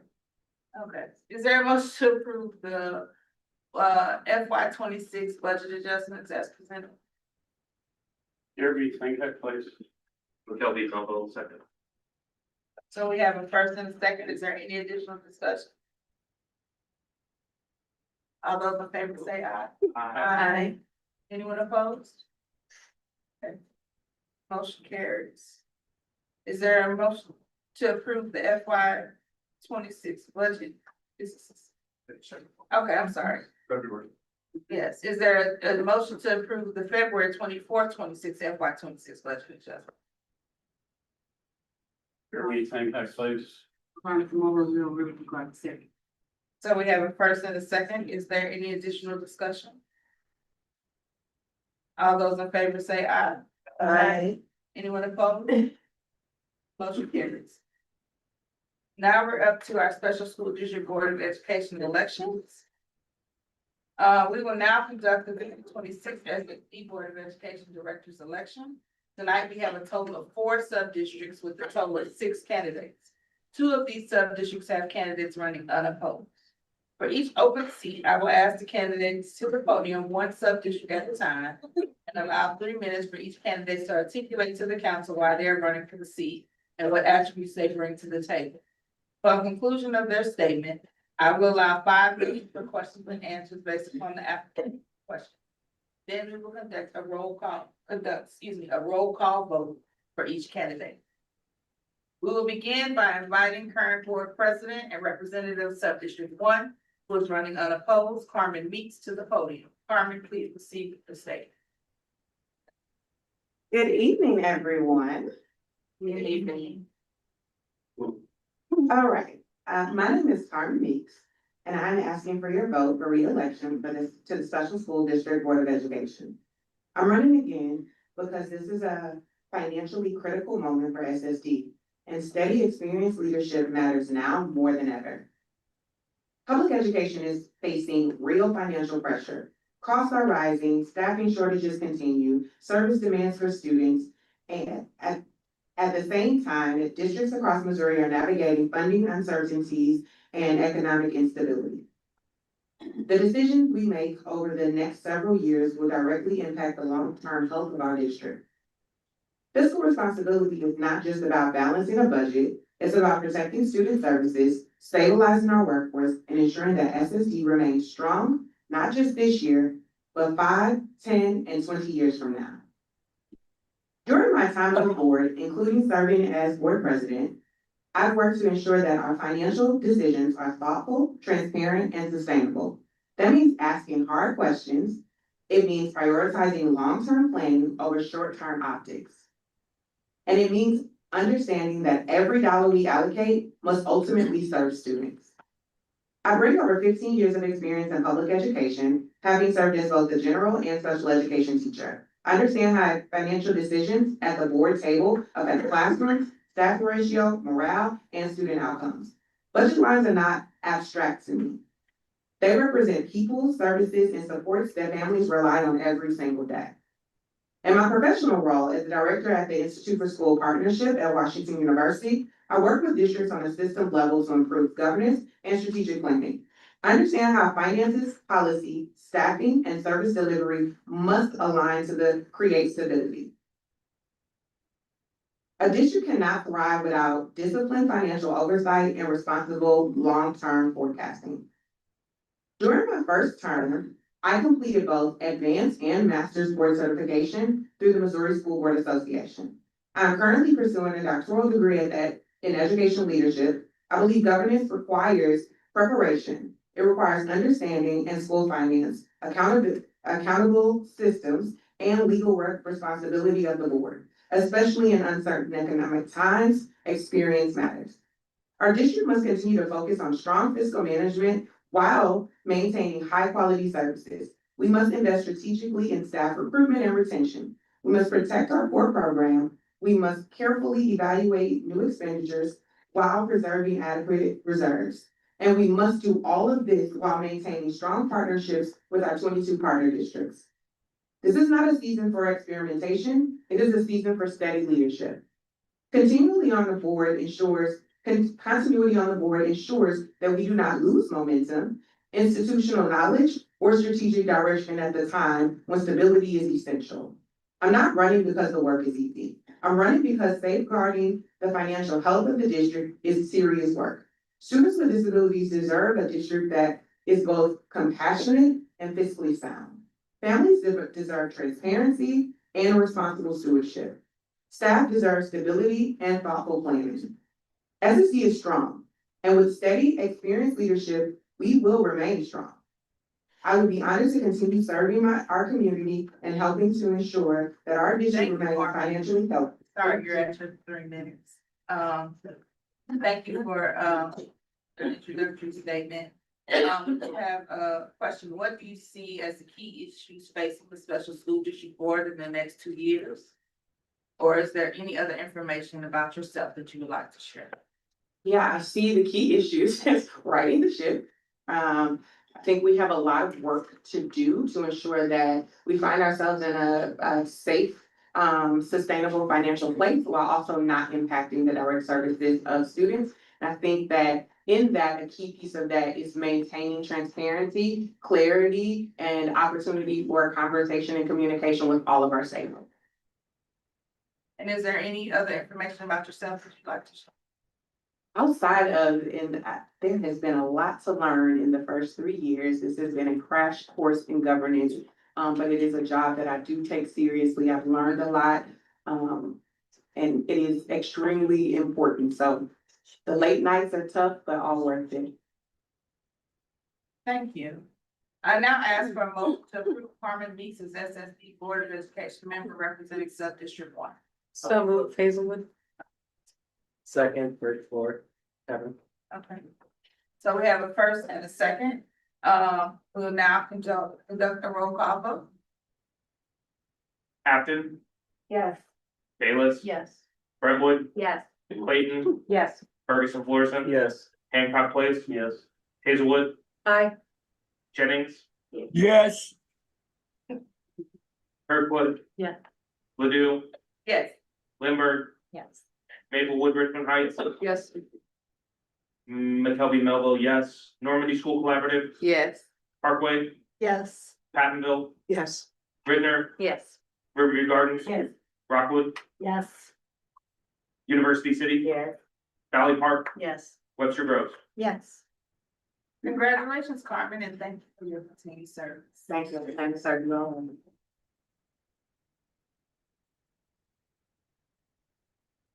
Next time, Vice Representative of Sub-District 4, who is also running unopposed, Latoya Nelson to the podium. Latoya, please proceed with your statement.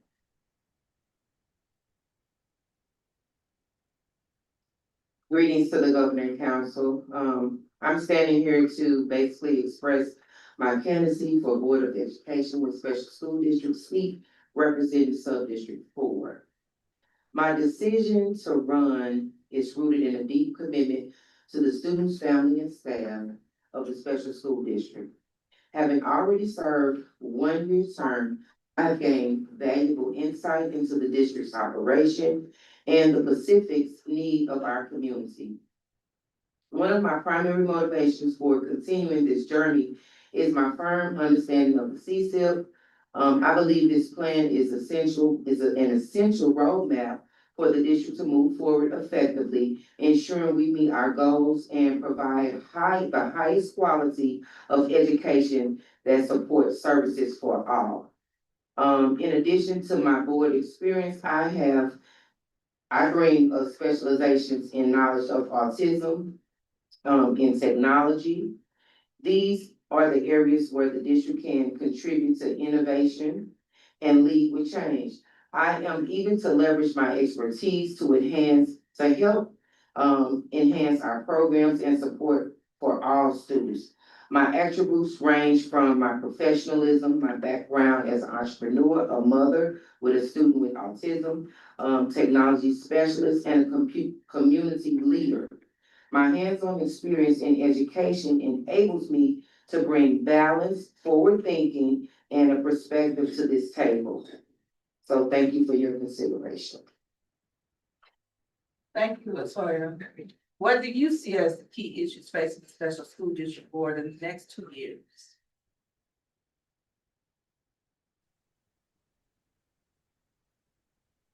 We have to be on board with the CSIP and the budget. Changes are definitely happening, and we have to be accountable for our students to get the right people in place to educate them and to support them, and also have quality staff in front of our students. Is there any other information about yourself that you would like to share? I've learned a lot throughout this journey. I've been to MSBA, I have my certification, I'm learning more. I love my mentor, she's helping me out to learn this governance role, and it's been a journey, and I take pride in what I'm doing to help the students of this district. Thank you. I now ask for a motion to approve Latoya Nelson as the SSD Board of Education member representing Sub-District 4. Move to National Board after. Thank you. Is there a second? Second, Normandy. So the motion has been first and second. We will now conduct the roll call vote. Afton, Yes. Bayless, Yes. Brentwood, Yes. Clayton, Yes. Ferguson, Florissant. Yes. Hancock Place. Yes. Hazelwood, Aye. Jennings, Yes. Kirkwood. Yeah. Ladue, Yes. Lindbergh, Yes. Maplewood, Richmond Heights, Yes. Melville, yes. Normandy School Collaborative, Yes. Parkway, Yes. Pattonville, Yes. Ridner, Yes. Riverview Gardens, Yes. Rockwood, Yes. University City, Yes. Valley Park, Yes. Webster Groves. Yes. Congratulations, Latoya, and thank you so much.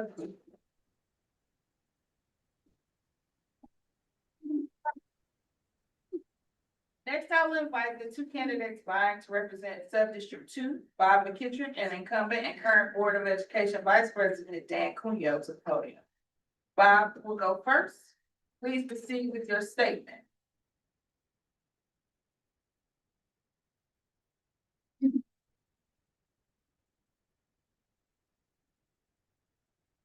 Good evening, members of the Governing Council. My name is Bob McKittrick, and I am seeking Sub-District 2 seat on the Special School District Board of Education. I am running because I have a deeply personal and professional investment in the success of SSD. I'm the parent of a child who receives special education services, and I am a classroom teacher in the Parkway School District, where I work with special education students and staff every day. This dual perspective gives me a unique understanding of how our policies, programs, and budgets directly impact both our families and our educators. In short, I see the human side to every decision we make. One of my priorities as a board member would be helping navigate our budgetary challenges in a way that is fiscally responsible while protecting the services our students depend upon every day. Every budget decision should begin with one central question: how does this support students? For example, when we evaluate staffing levels, the question isn't simply whether a position saves money. It's whether reducing that position increases caseloads in a way that limits individualized attention for our students.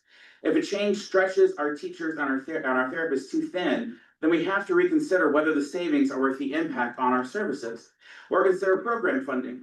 If we are deciding between maintaining a specialized instructional program or cutting it to balance the budget, we must ask, does this program directly improve student access, growth, or independence? If the answer is yes, then our responsibility is to look elsewhere first before reducing something that directly benefits our students. That lens keeps us grounded. It reminds us that numbers on a spreadsheet represent real children, real families, and real outcomes. I understand as a board member, my role is to provide oversight, ensure alignment with district goals, and carefully monitor progress, but I will always keep students at the center of our work. Collaboration and transparency are essential to doing this well. If elected, I would commit to regular communication with the governing council members in Sub-District 2 and make it a priority to attend school board meetings in the sub-district. I want to establish an open dialogue, one built on listening first. By hearing concerns, understanding different perspectives, and working together, we can better serve the students across our partner districts. I would also prioritize accessibility to our stakeholders, including those in the Parents Advisory Council and other parent groups. As a board member, I will ensure that I am present and engaged. Communication is the key to trust, and trust is foundational to effective governance. In addition, I bring more than 20 years of experience in instructional leadership and district operations. As a high school department chair, I have been involved in staffing decisions, curriculum alignment, and budget development. I understand how strategic planning and responsible resource allocation directly affect classrooms. And finally, I have extensive experience in labor relations and collective bargaining. I know that effective work with employee unions requires open communication, mutual respect, and active problem solving, but they also require recognizing and celebrating our shared success.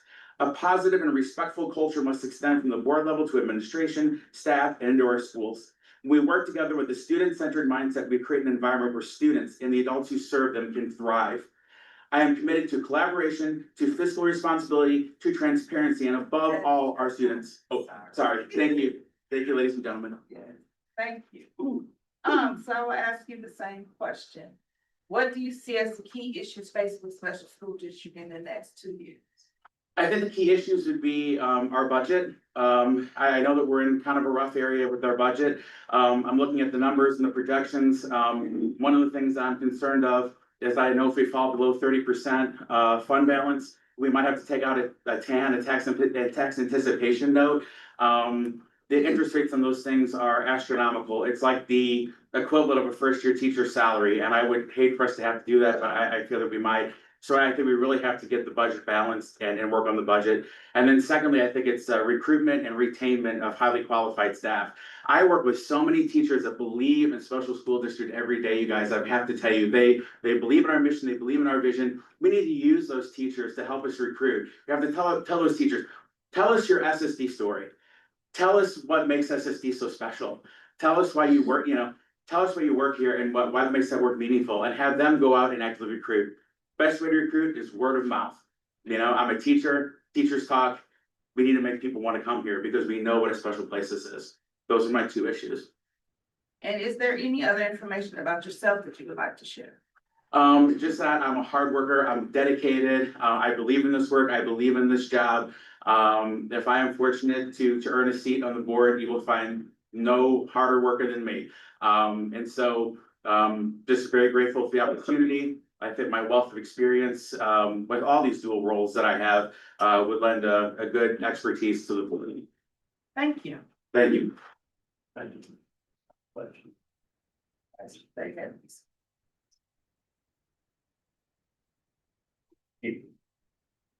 These are the questions there. Next we'll hear from Dan. Yeah. Good evening. Good evening. My name is Dan Cuneo. I'm a clinical psychologist. I've been up here before. You've seen I'm not gonna bore you with my resume. You've seen it. If you want to read it, that's fine. Why do I want to serve again? That's an interesting question. My wife told me I don't. My kids told me I don't want to do this. I've been on it 26. This will be 26 years in April. I am serving again because that man. Go on, look at me. Dr. Macklin, him. He says, you have to run again. The reason why I'm running is because thank God you guys elected Carmen. Because Carmen and I are the only two that are left that hired him. We had some difficulties. He is here now to help us right the ship. And we've been working together on that. He asked me to serve again and to do this. All you all here, you all served. One of the classic lines I heard was Marion Wright Edelman. Marion Wright Edelman was at a conference once at NSBA, and she said, service is the rent we pay for living. That's probably one of the classiest lines I've ever heard. Everybody here, the reason why you're here is you're getting pay your rent because that's your service. Me, I've been blessed. I've had good family. I've had good parents. I got good kids. I got a lot of rent to pay. And this is one way we can do it. If I am continued to live, I will continue to serve. One thing that I tell you I will do is I will continue to give it my best. I've been here 26 years. I will say one thing. I have never missed a meeting in 26 years. Now, that's one of the reasons why my wife doesn't want me to learn. 73, pardon me, in 2023, whether I'm sure some of these, I had a stroke. 4 days out of the hospital, I am confined to the houses, and all of a sudden, I said, I'm going to school board. My wife said, I'm gonna take your keys. So I'll take an Uber, give me my keys. I came, we went to the board. School board is important to me. SSD is important. The kids are important. I want to help right the ship. We have been working hard since that's happened. We've had to make some difficult decisions. It's not easy to cut services. It's not easy to tell people you're not going to get the raises because that you may make, that you truly deserve because you work hard. That's We have the money. Yeah. One last thing, can I say? It's truly been an honor to serve. Thank you. Thank you. So what do you see as the key issues facing the special school district in the next 2 years? I was gonna echo what everybody else is saying. Financial responsibility. We gotta get our ship in order. I'm watching that orange line plunge down. Well, that's if we did nothing. I saw the blue if we're going up and the green is what we want to shoot for. We're making hard decisions. That's probably it. But then we also probably need to restore trust in what SSD does. SSD is unbelievable. We are one of the few places that have a private, a separate tax base. This is unbelievable. I know people that come to St. Louis County Because they have, yes, you see, because we have they have kids that are special needs kids. They come here because of the services provided. I'm on that autism committee. We have people that come for services in St. Louis County just because of kids with autism. I mean, we should be proud of that, but one of the things we also need, I'm glad we got people going. I'm glad the press right now is giving us a brutal time. We need to restore trust.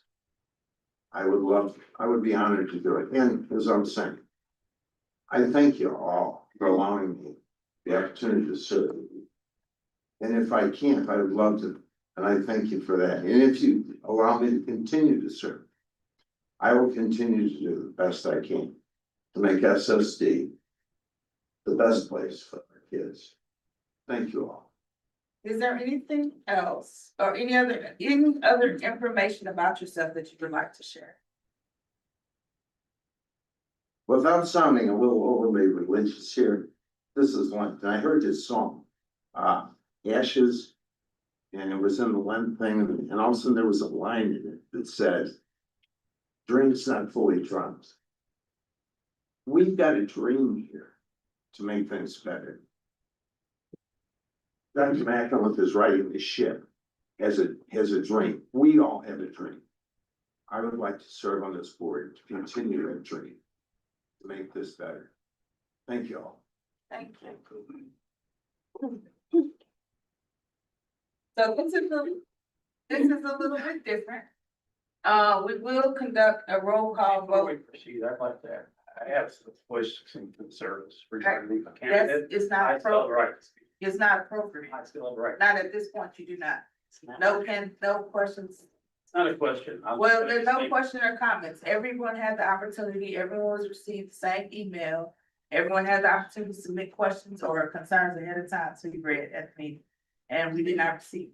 So at this point, it's inappropriate to the candidates. Well, I'm requesting the chance to speak and voice my concern. Now, again. At this point, at it's this- inappropriate. at We're this- about to call a roll call At vote. this council, for each many of the times, I candidates. pointed out information Eric, that you are needs- out of order. that needs to be addressed. You are And out this council of has order. refused to hear the truth.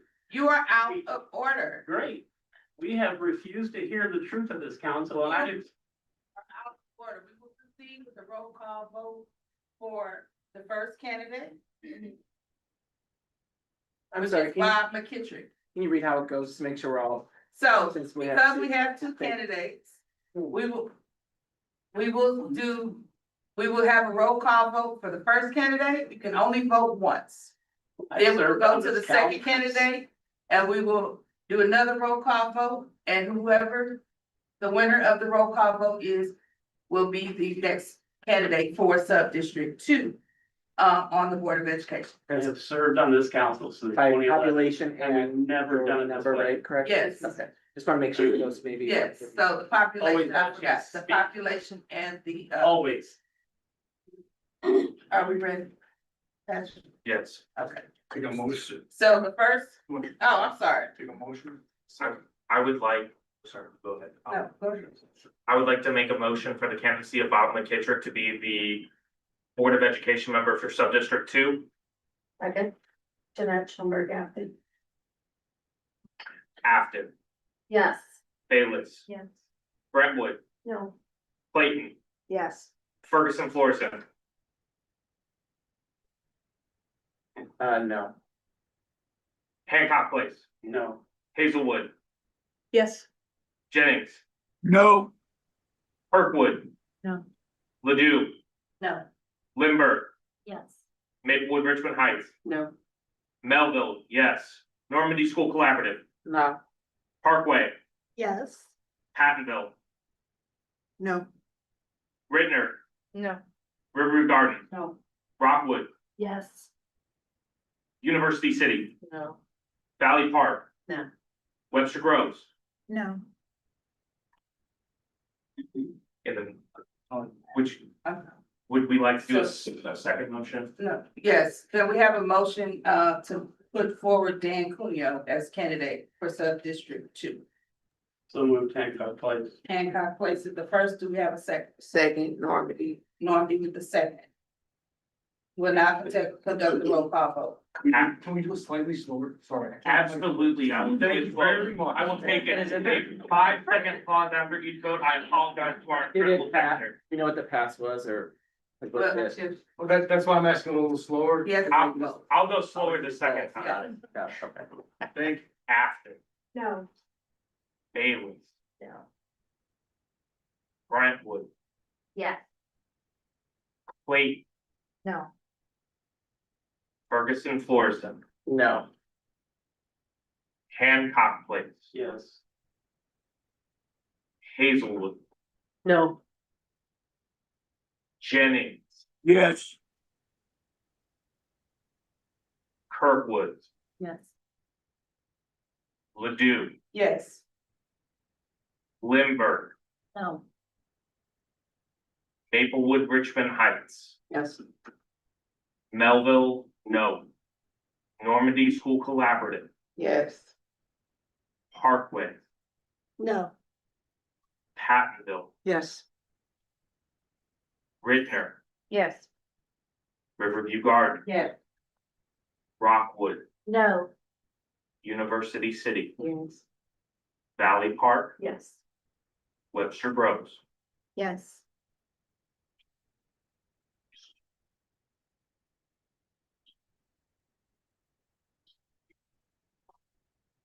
By population, the winner is Bob McKittrick. All right, congratulations, Ms. McKittrick. You are the new appointee for Sub-District 2 to the SSD Board of Education.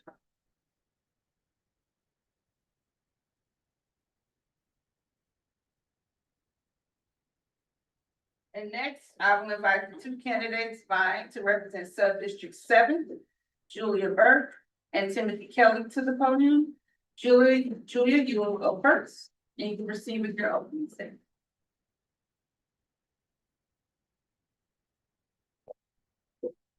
Well, good evening, governing council members and board chair Lee. First, I want to just thank you guys for allowing me to be here this evening to speak to you about my passion and why I'm here to serve on the Special School District Board. For over 35 years, I've been serving children and their families and advocating for children with disabilities. I spent 20 of those years here in the special school district, being a special ed teacher, area coordinator, director. And then the next 14 years I spent in the Hazelwood School District as an assistant superintendent for student services and associate superintendent for HR. My commitment to improving education for children is unwavering, and that's the reason that I'm called here today, is to continue to serve that. It's been a calling for me ever since I was a little girl to make sure I was a voice for people who were marginalized, who didn't have a voice, and to make sure I provided children with classrooms where they experience care, dignity, respect, and quality instruction and best practices in special education. So I'm running for this seat because it's important to me that the children of the special school district receive the best education possible, regardless of the geographical location in which their parents reside. It's my passion and it's my mission to continue to serve the district and to help lead the district by providing governance to the superintendent and the school district.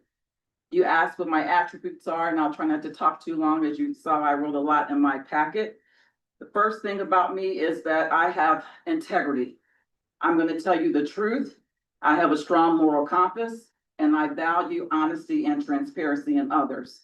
I have led with those attributes, and I will continue to do so if I'm elected to serve on the Special School District Board. I hold myself accountable for the decisions I make, and I will hold the superintendent accountable as well. Every decision that I make will be in the best interest of children.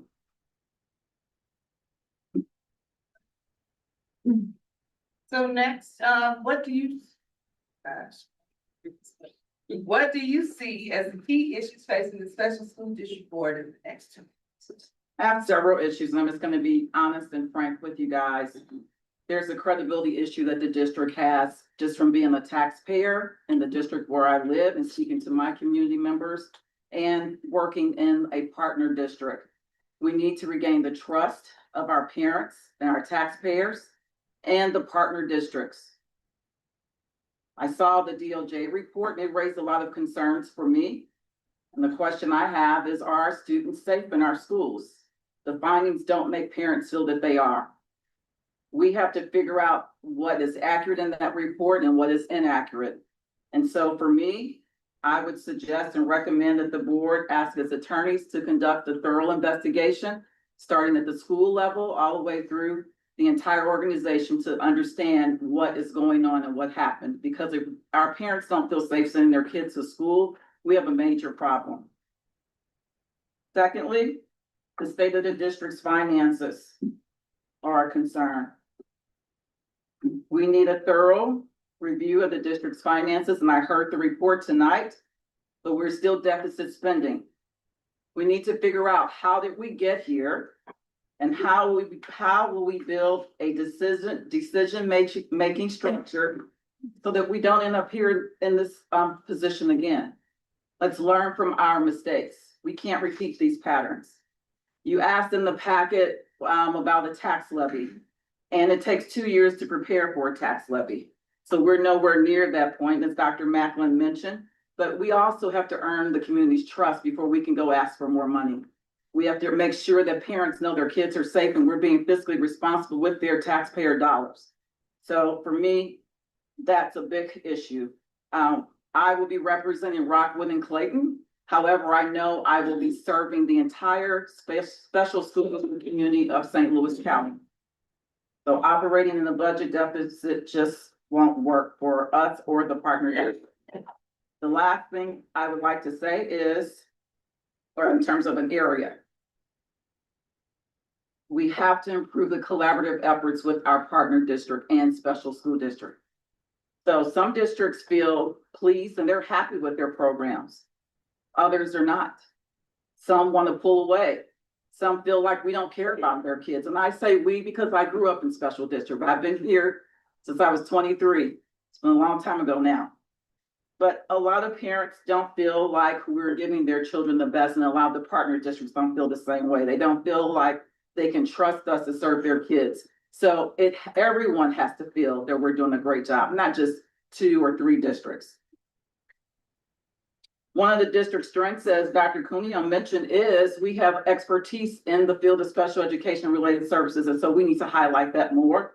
It's important that we work together with our partners. They need to understand what our role is and how our organizational structure works and how we were first developed by the parents and the community. And we have to understand their needs as well. I'll close on that part. If I can go on. Is there I'm any passionate other about this. information that you would like to share? I would. In reference to what the public comment that was made, as board members, you know that assistant superintendents of HR make decisions on behalf of the board and the superintendent. And that's all I will say about that. I hold everyone accountable, and I'm an honest and trustworthy person. And I will bring those traits to the special school district board if you elect me. Thank you. Thank you.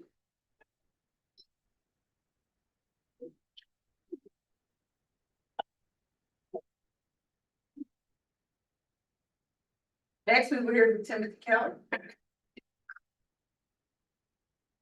Good evening. Thank you for the opportunity. My name is Timothy Kelly, and I've lived in St. Louis County my entire life. For the past 5 years, my family and I have proudly lived in the Rockwood School District. I'm honored to be considered for the position of Board of Education for the Special School District of St. Louis County, a district that quite literally helped shape who I am today.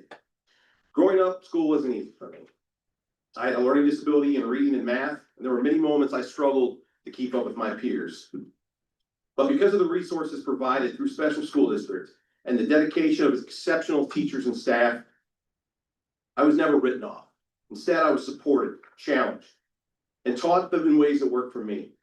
Those educators didn't just help me get through school, they helped mold me. They gave me confidence, and they prepared me to succeed in life. I'm incredibly proud to live in a community that prioritizes students with families with diverse needs the way SSD does. After graduating Hancock High School, I attended St. Louis Community College for 2 years through the A+ Scholarship Program. From there, I enrolled and completed a 4-year carpenter apprenticeship program. The learning strategies and problem solving skills I gained from resource teachers followed me into the trades, and they made all the difference. I didn't just graduate the program, I excelled. That success fueled a lifelong curiosity and desire to keep learning. Over time, that path led me to managing large construction projects, overseeing multiple trades, and eventually serving as project manager responsible for projects worth millions of dollars. In the fast-paced world of construction, having a solid understanding of people and finances is critical. On any given job site, I may manage over 100 individuals, each with different personalities, expectations, and pressures. Balancing those human dynamics while staying on schedule within a tight budget is challenging, but it's a challenge I'm well prepared for. Since 2011, I've also served on the executive board of my local unions, serving in several capacities, including vice president and trustee. In the trustee role, I've been responsible for oversight, checks and balances, and ensuring that funds are managed responsibly and transparently. I naturally focus on the big picture, understanding how smaller decisions and details ultimately affect the outcome, sustainability, and trust. I want to give back to the district and the community that gave me so much. I know I may not look like the typical school board candidate. Standing here, I recognize that some candidates have impressive academic titles. While I may not have those credentials, I bring something just as important: lived experiences, practical leadership, and financial oversight, and a deep understanding that policies and budgets have real consequences for real families. I believe strongly in listening and seeing all sides of an issue, and putting myself in other shoes to make fair and thoughtful decisions. Most of all, I believe every child deserves the opportunity that I was given, the chance to be supported, understood, and prepared for a successful life. That belief is why I'm here today and why I would be honored to serve on this board. Thank you for your time and consideration. Thank you. And then what do you see as the key issues facing the special school district in the next 2 years? I paid attention tonight and I saw that there is a budget crisis, right? And we all know that is exactly what the next 2 years is going to bring. That is a major issue that we need to work together. And I think thinking a little bit outside the box and thinking, maybe a little different way, I think it's an issue that needs to be worked on from the ground all the way up. And what I mean by that is from the teachers in the classrooms and the staff all the way up to the superintendent and the taxpayers to get a collective group together and to find out solutions. Thinking outside the box is something that we need to do to correct this issue. It's not going to correct this. I also think in the next couple of years too, that we need to see about, I'm passionate about like the CTE program, and training students to be prepared for workforce and for the next steps in their life. And is there other information about yourself that you would like to share? I really hope you guys read the packet, the information packet that I brought in. I'll be honest, I wasn't sure of the forum, how this would go, and I was expecting some questions, but I hope that if you read that, you see some of my ideas and some of my plans, and I really look forward to working with all of you if elected. Thank you. So I need to clarify some things, and we're gonna have to go backwards after we finish this vote for this sub-district. They has to be the population and majority vote. So they have to go together. So that was not the case in the previous vote. But as we go forward for this vote, for these two candidates, it is the population and the majority vote come together. So 13. Correct. To be properly elected, the candidate must receive at least 12 votes and must also receive a majority of the weighted county population as determined by the Census Bureau 503,139 received in the same voting section. So 12 plus the population in the last election. In the last election, Dr. Cuneo won 12. Let's finish this one and then we will go back and read for the other subject. So we will start. Is there a motion to accept Julia Burke as candidate? So move, Normandy. Second, Rockwood. Okay. All those in favor? Oh, I'm sorry, roll call. Afton, No. Bayless, No. Brentwood, Yes. Clayton, Are we on Julia? Yes. yes. Yes. Ferguson Florissant, Yes. Hancock Place, No. Hazelwood, Yes. Jennings, Yes. Kirkwood, Yes. Ladue, Yes. Lindbergh, Yes. Maplewood Richmond Heights, Yes. Melville, no. Normandy School Collaborative, Yes. Parkway, Yes. Pattonville, No. Ridner, No. Riverview Gardens. Yes. Rockwood, Yes. University City, Yes. Valley Park, Yes. Webster Groves. Yes. We will now move on to the second candidate. Is there a motion to approve, Timothy, I had to go back, Timothy Kelly, sub-district I'll move Jeanette Schoenberg Afton. Afton, is there a second? Kelby Melville, All right, Melville, so now we have a roll call for Timothy Kelly. Afton, Yes. Bayless, Yes. Brentwood, No. Clayton, No. Ferguson Florissant. No. Hancock Place, Yes. Hazelwood, No. Jennings, No. Wood, Ledoux, No. Lindbergh, No. Maplewood Richmond Heights, No. Melville, no. Normandy School Collaborative, No. Parkway, No. Pattonville, Yes. Ridner, Yes. Riverview Gardens. Yeah. Rockwood, No. Oh, I'm sorry. hold on, pause, Riverview Gardens, I mean, no, I'm sorry. Rockwood, No. University City, No. Valley Park, No. Webster Groves. No. You had two of the same vote. That is correct, you can do that. I do not need to vote Yeah, yes. you don't have to, as long as one is, they can't be both in the affirmative. That's Right. That was the case. Let's help Bill get correct, sorry. So 16 and the majority of the vote is to The population. populations, weighted populations, 776, 340. All right, congratulations, Julia Burke, and welcome to the board.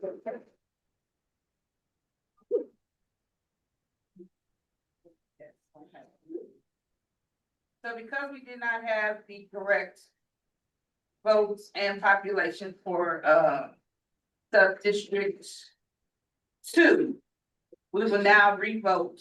They voted first and second, so we would recall the roll call. Can you say what it was?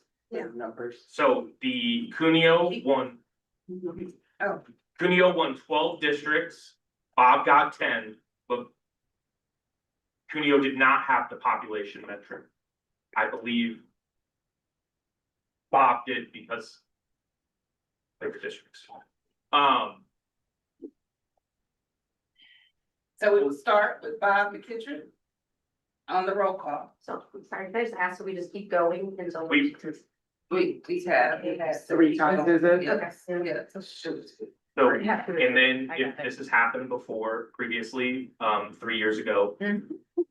The seat would technically be vacant until our June meeting. Correct. And then they will have their reorganization in March without sub-district 2. Yeah, it was the last time that the rules were changed for election based on the leadership of the council at the time. I mean, I can't. So 3 times. Got it. I apologize, we were interviewing a superintendent, that was my fault. Okay, Yeah. Bob, for Bob, would we like to re-motion? I don't think that's. I don't think we. Okay, so I will, this is for Bob McKittrick, sub-district 2, Afton, Yes. Bayless. Yes. Brentwood, Yeah. Clayton, Yes. Ferguson Florissant, No.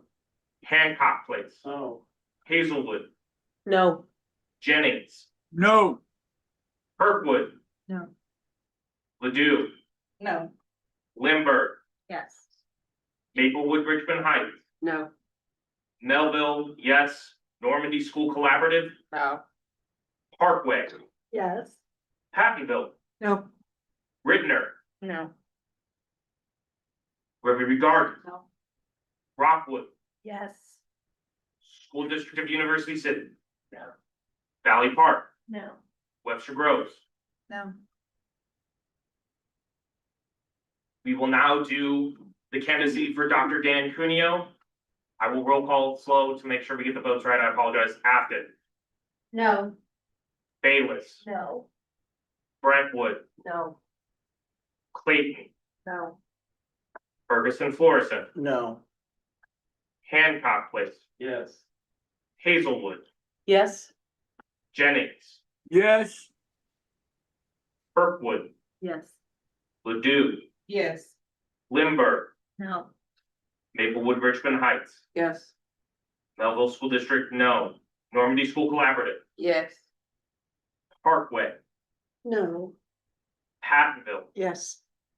Bridner, Yes. Riverview Gardens, Yes. Rockwood, No. University City, Yes. Valley Park, Yes. Webster Groves. Yes.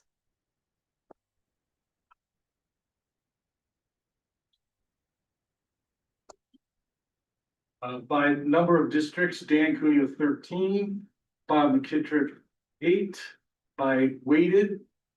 Dan Cuneo 457, 657. Bob McKittrick 481, 737. Okay, so we are still in a deadlock. We need to vote one more time and then I will not make any further explanation. Just let the process play out. We can talk after. So before you do that, I think it's important that everybody understand the population part of that is the population of the school district. So when you have the larger school districts, where they go, that's where that population goes. So it's just important that you understand, I'm not saying change your vote or anybody understand it, but it may be, for some of you who were not here before when this occurred, that's what's the difference. Can I ask a question? So, No, apparently you can't. about the vote. Yes. The first time we were told 10 for Bob and 12 for Dan, and now this time it was cited as 8 for Bob and 13 as Dan. So those numbers are different. One adds up to 22 and another one adds up to 21. I think you had 2 no votes. Yeah. You can double no vote. Yes. Okay, so So one of those ended up You not do in not have favor to vote of either one. affirmative. No, I understand that. I That just number wanted to still double should equal check the 22 numbers. though. If there was no It would vote, seem that it should not have been they 22, it should have be been the same. 21 always. That means we I only had 22 people voting the first time and 21 voting the second time. The first So one should have been what 21 was the as well.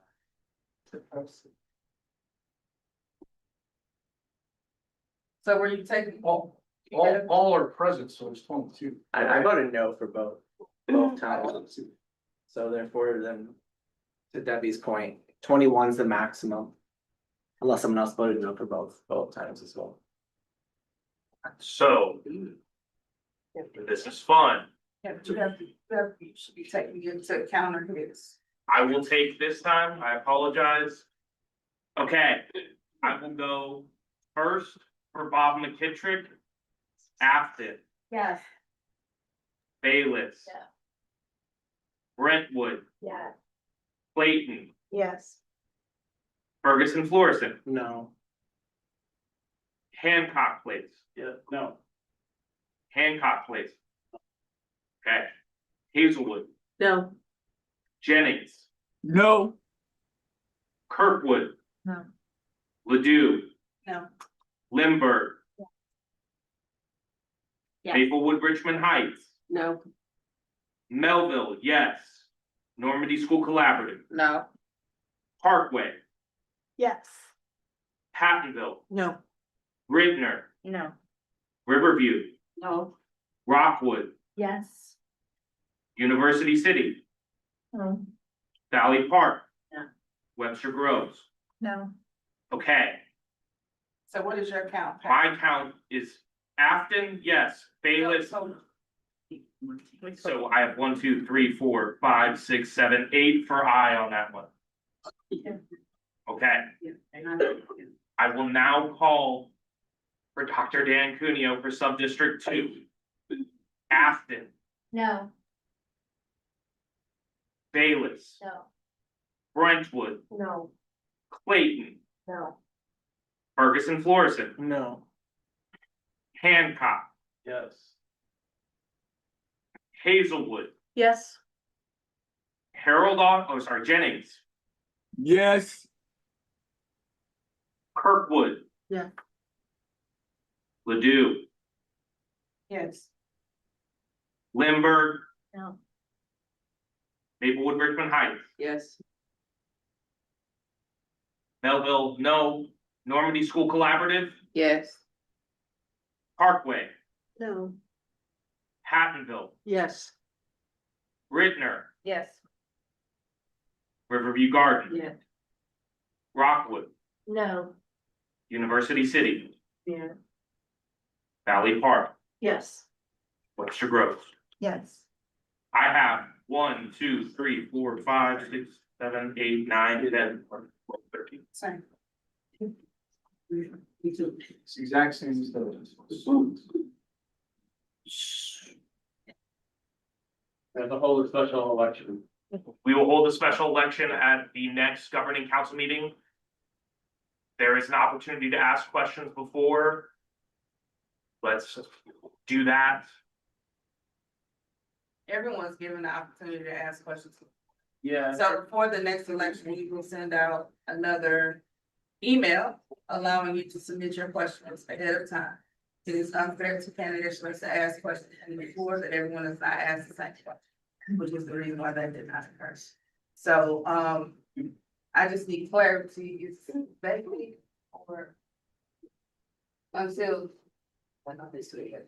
It does, start, maintain the city. That's the way to do it. Yeah. Not they stay the seat till a new one's elected. Yeah, thank you.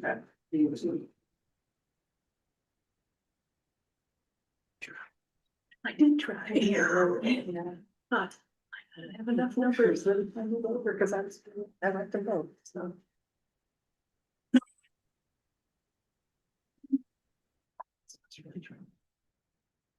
So while Dr. Macklin checks on that, for, whether or not the seat has to be vacated until the next election. Congratulations to all of the candidates, who have been elected tonight. And the next, thing on our agenda is, our next governing council meeting, the governing council meeting calendar. So our next meeting of the governing council will be June the 1st, beginning at 7 o'clock here in the same location. Okay, so, we have heard that Dr. Creel will retain his seat until the next election in June. So he will maintain, resume as a board member until the next election. June. Are there any announcements to be made from the floor? Yes. I said this again last year, been a very fun year with all of you. I hope we can increase our relationship with the Board of Education. We're going to try to do that as much as possible from our side with that work session.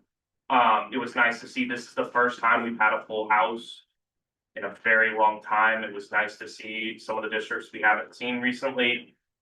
If you guys are up for re-election, wish you the best of luck. And if you are retained on your district, I hope you will come back here next year.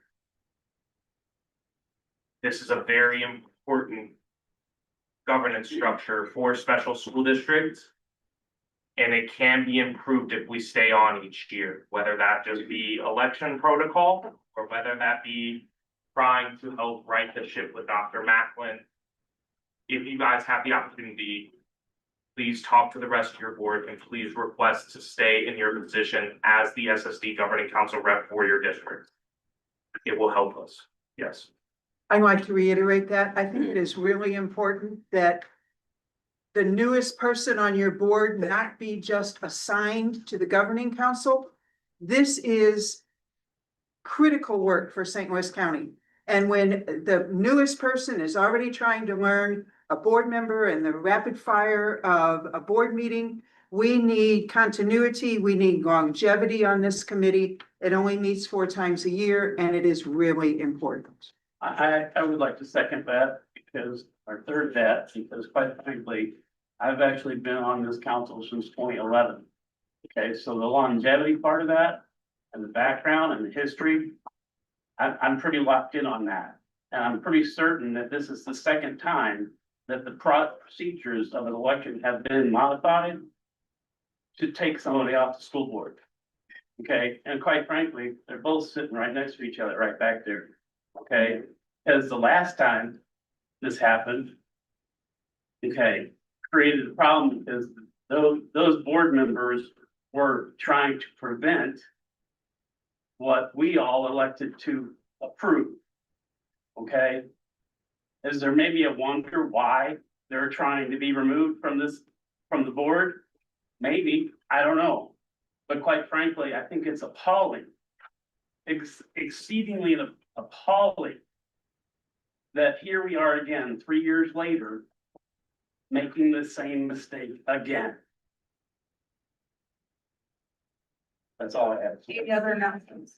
I just wanted to say to, the young lady from Brigham that you have my condolences. I couldn't remember, the person's relative's name, but I do remember when I came onto the board, I do remember working with them, so I just wanted to extend my condolences to you. I hope that, you share it much with you that you can learn and continue to share it with us. Thank you, I appreciate it. Yeah, his name was George Alvin. Yeah, I was trying to think, I couldn't remember before, it's been a while.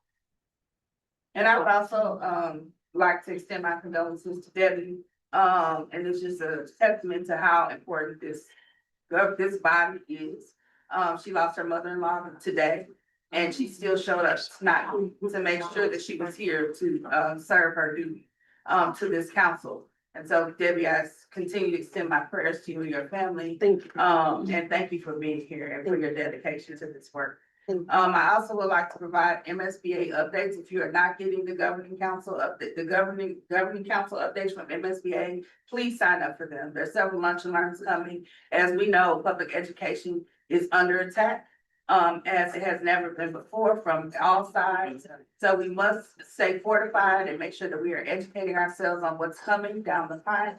There are some other changes that will be coming to the summer summit. Will be moving from Branson to Tantera, back to Margaritaville. So again, look out for those updates coming.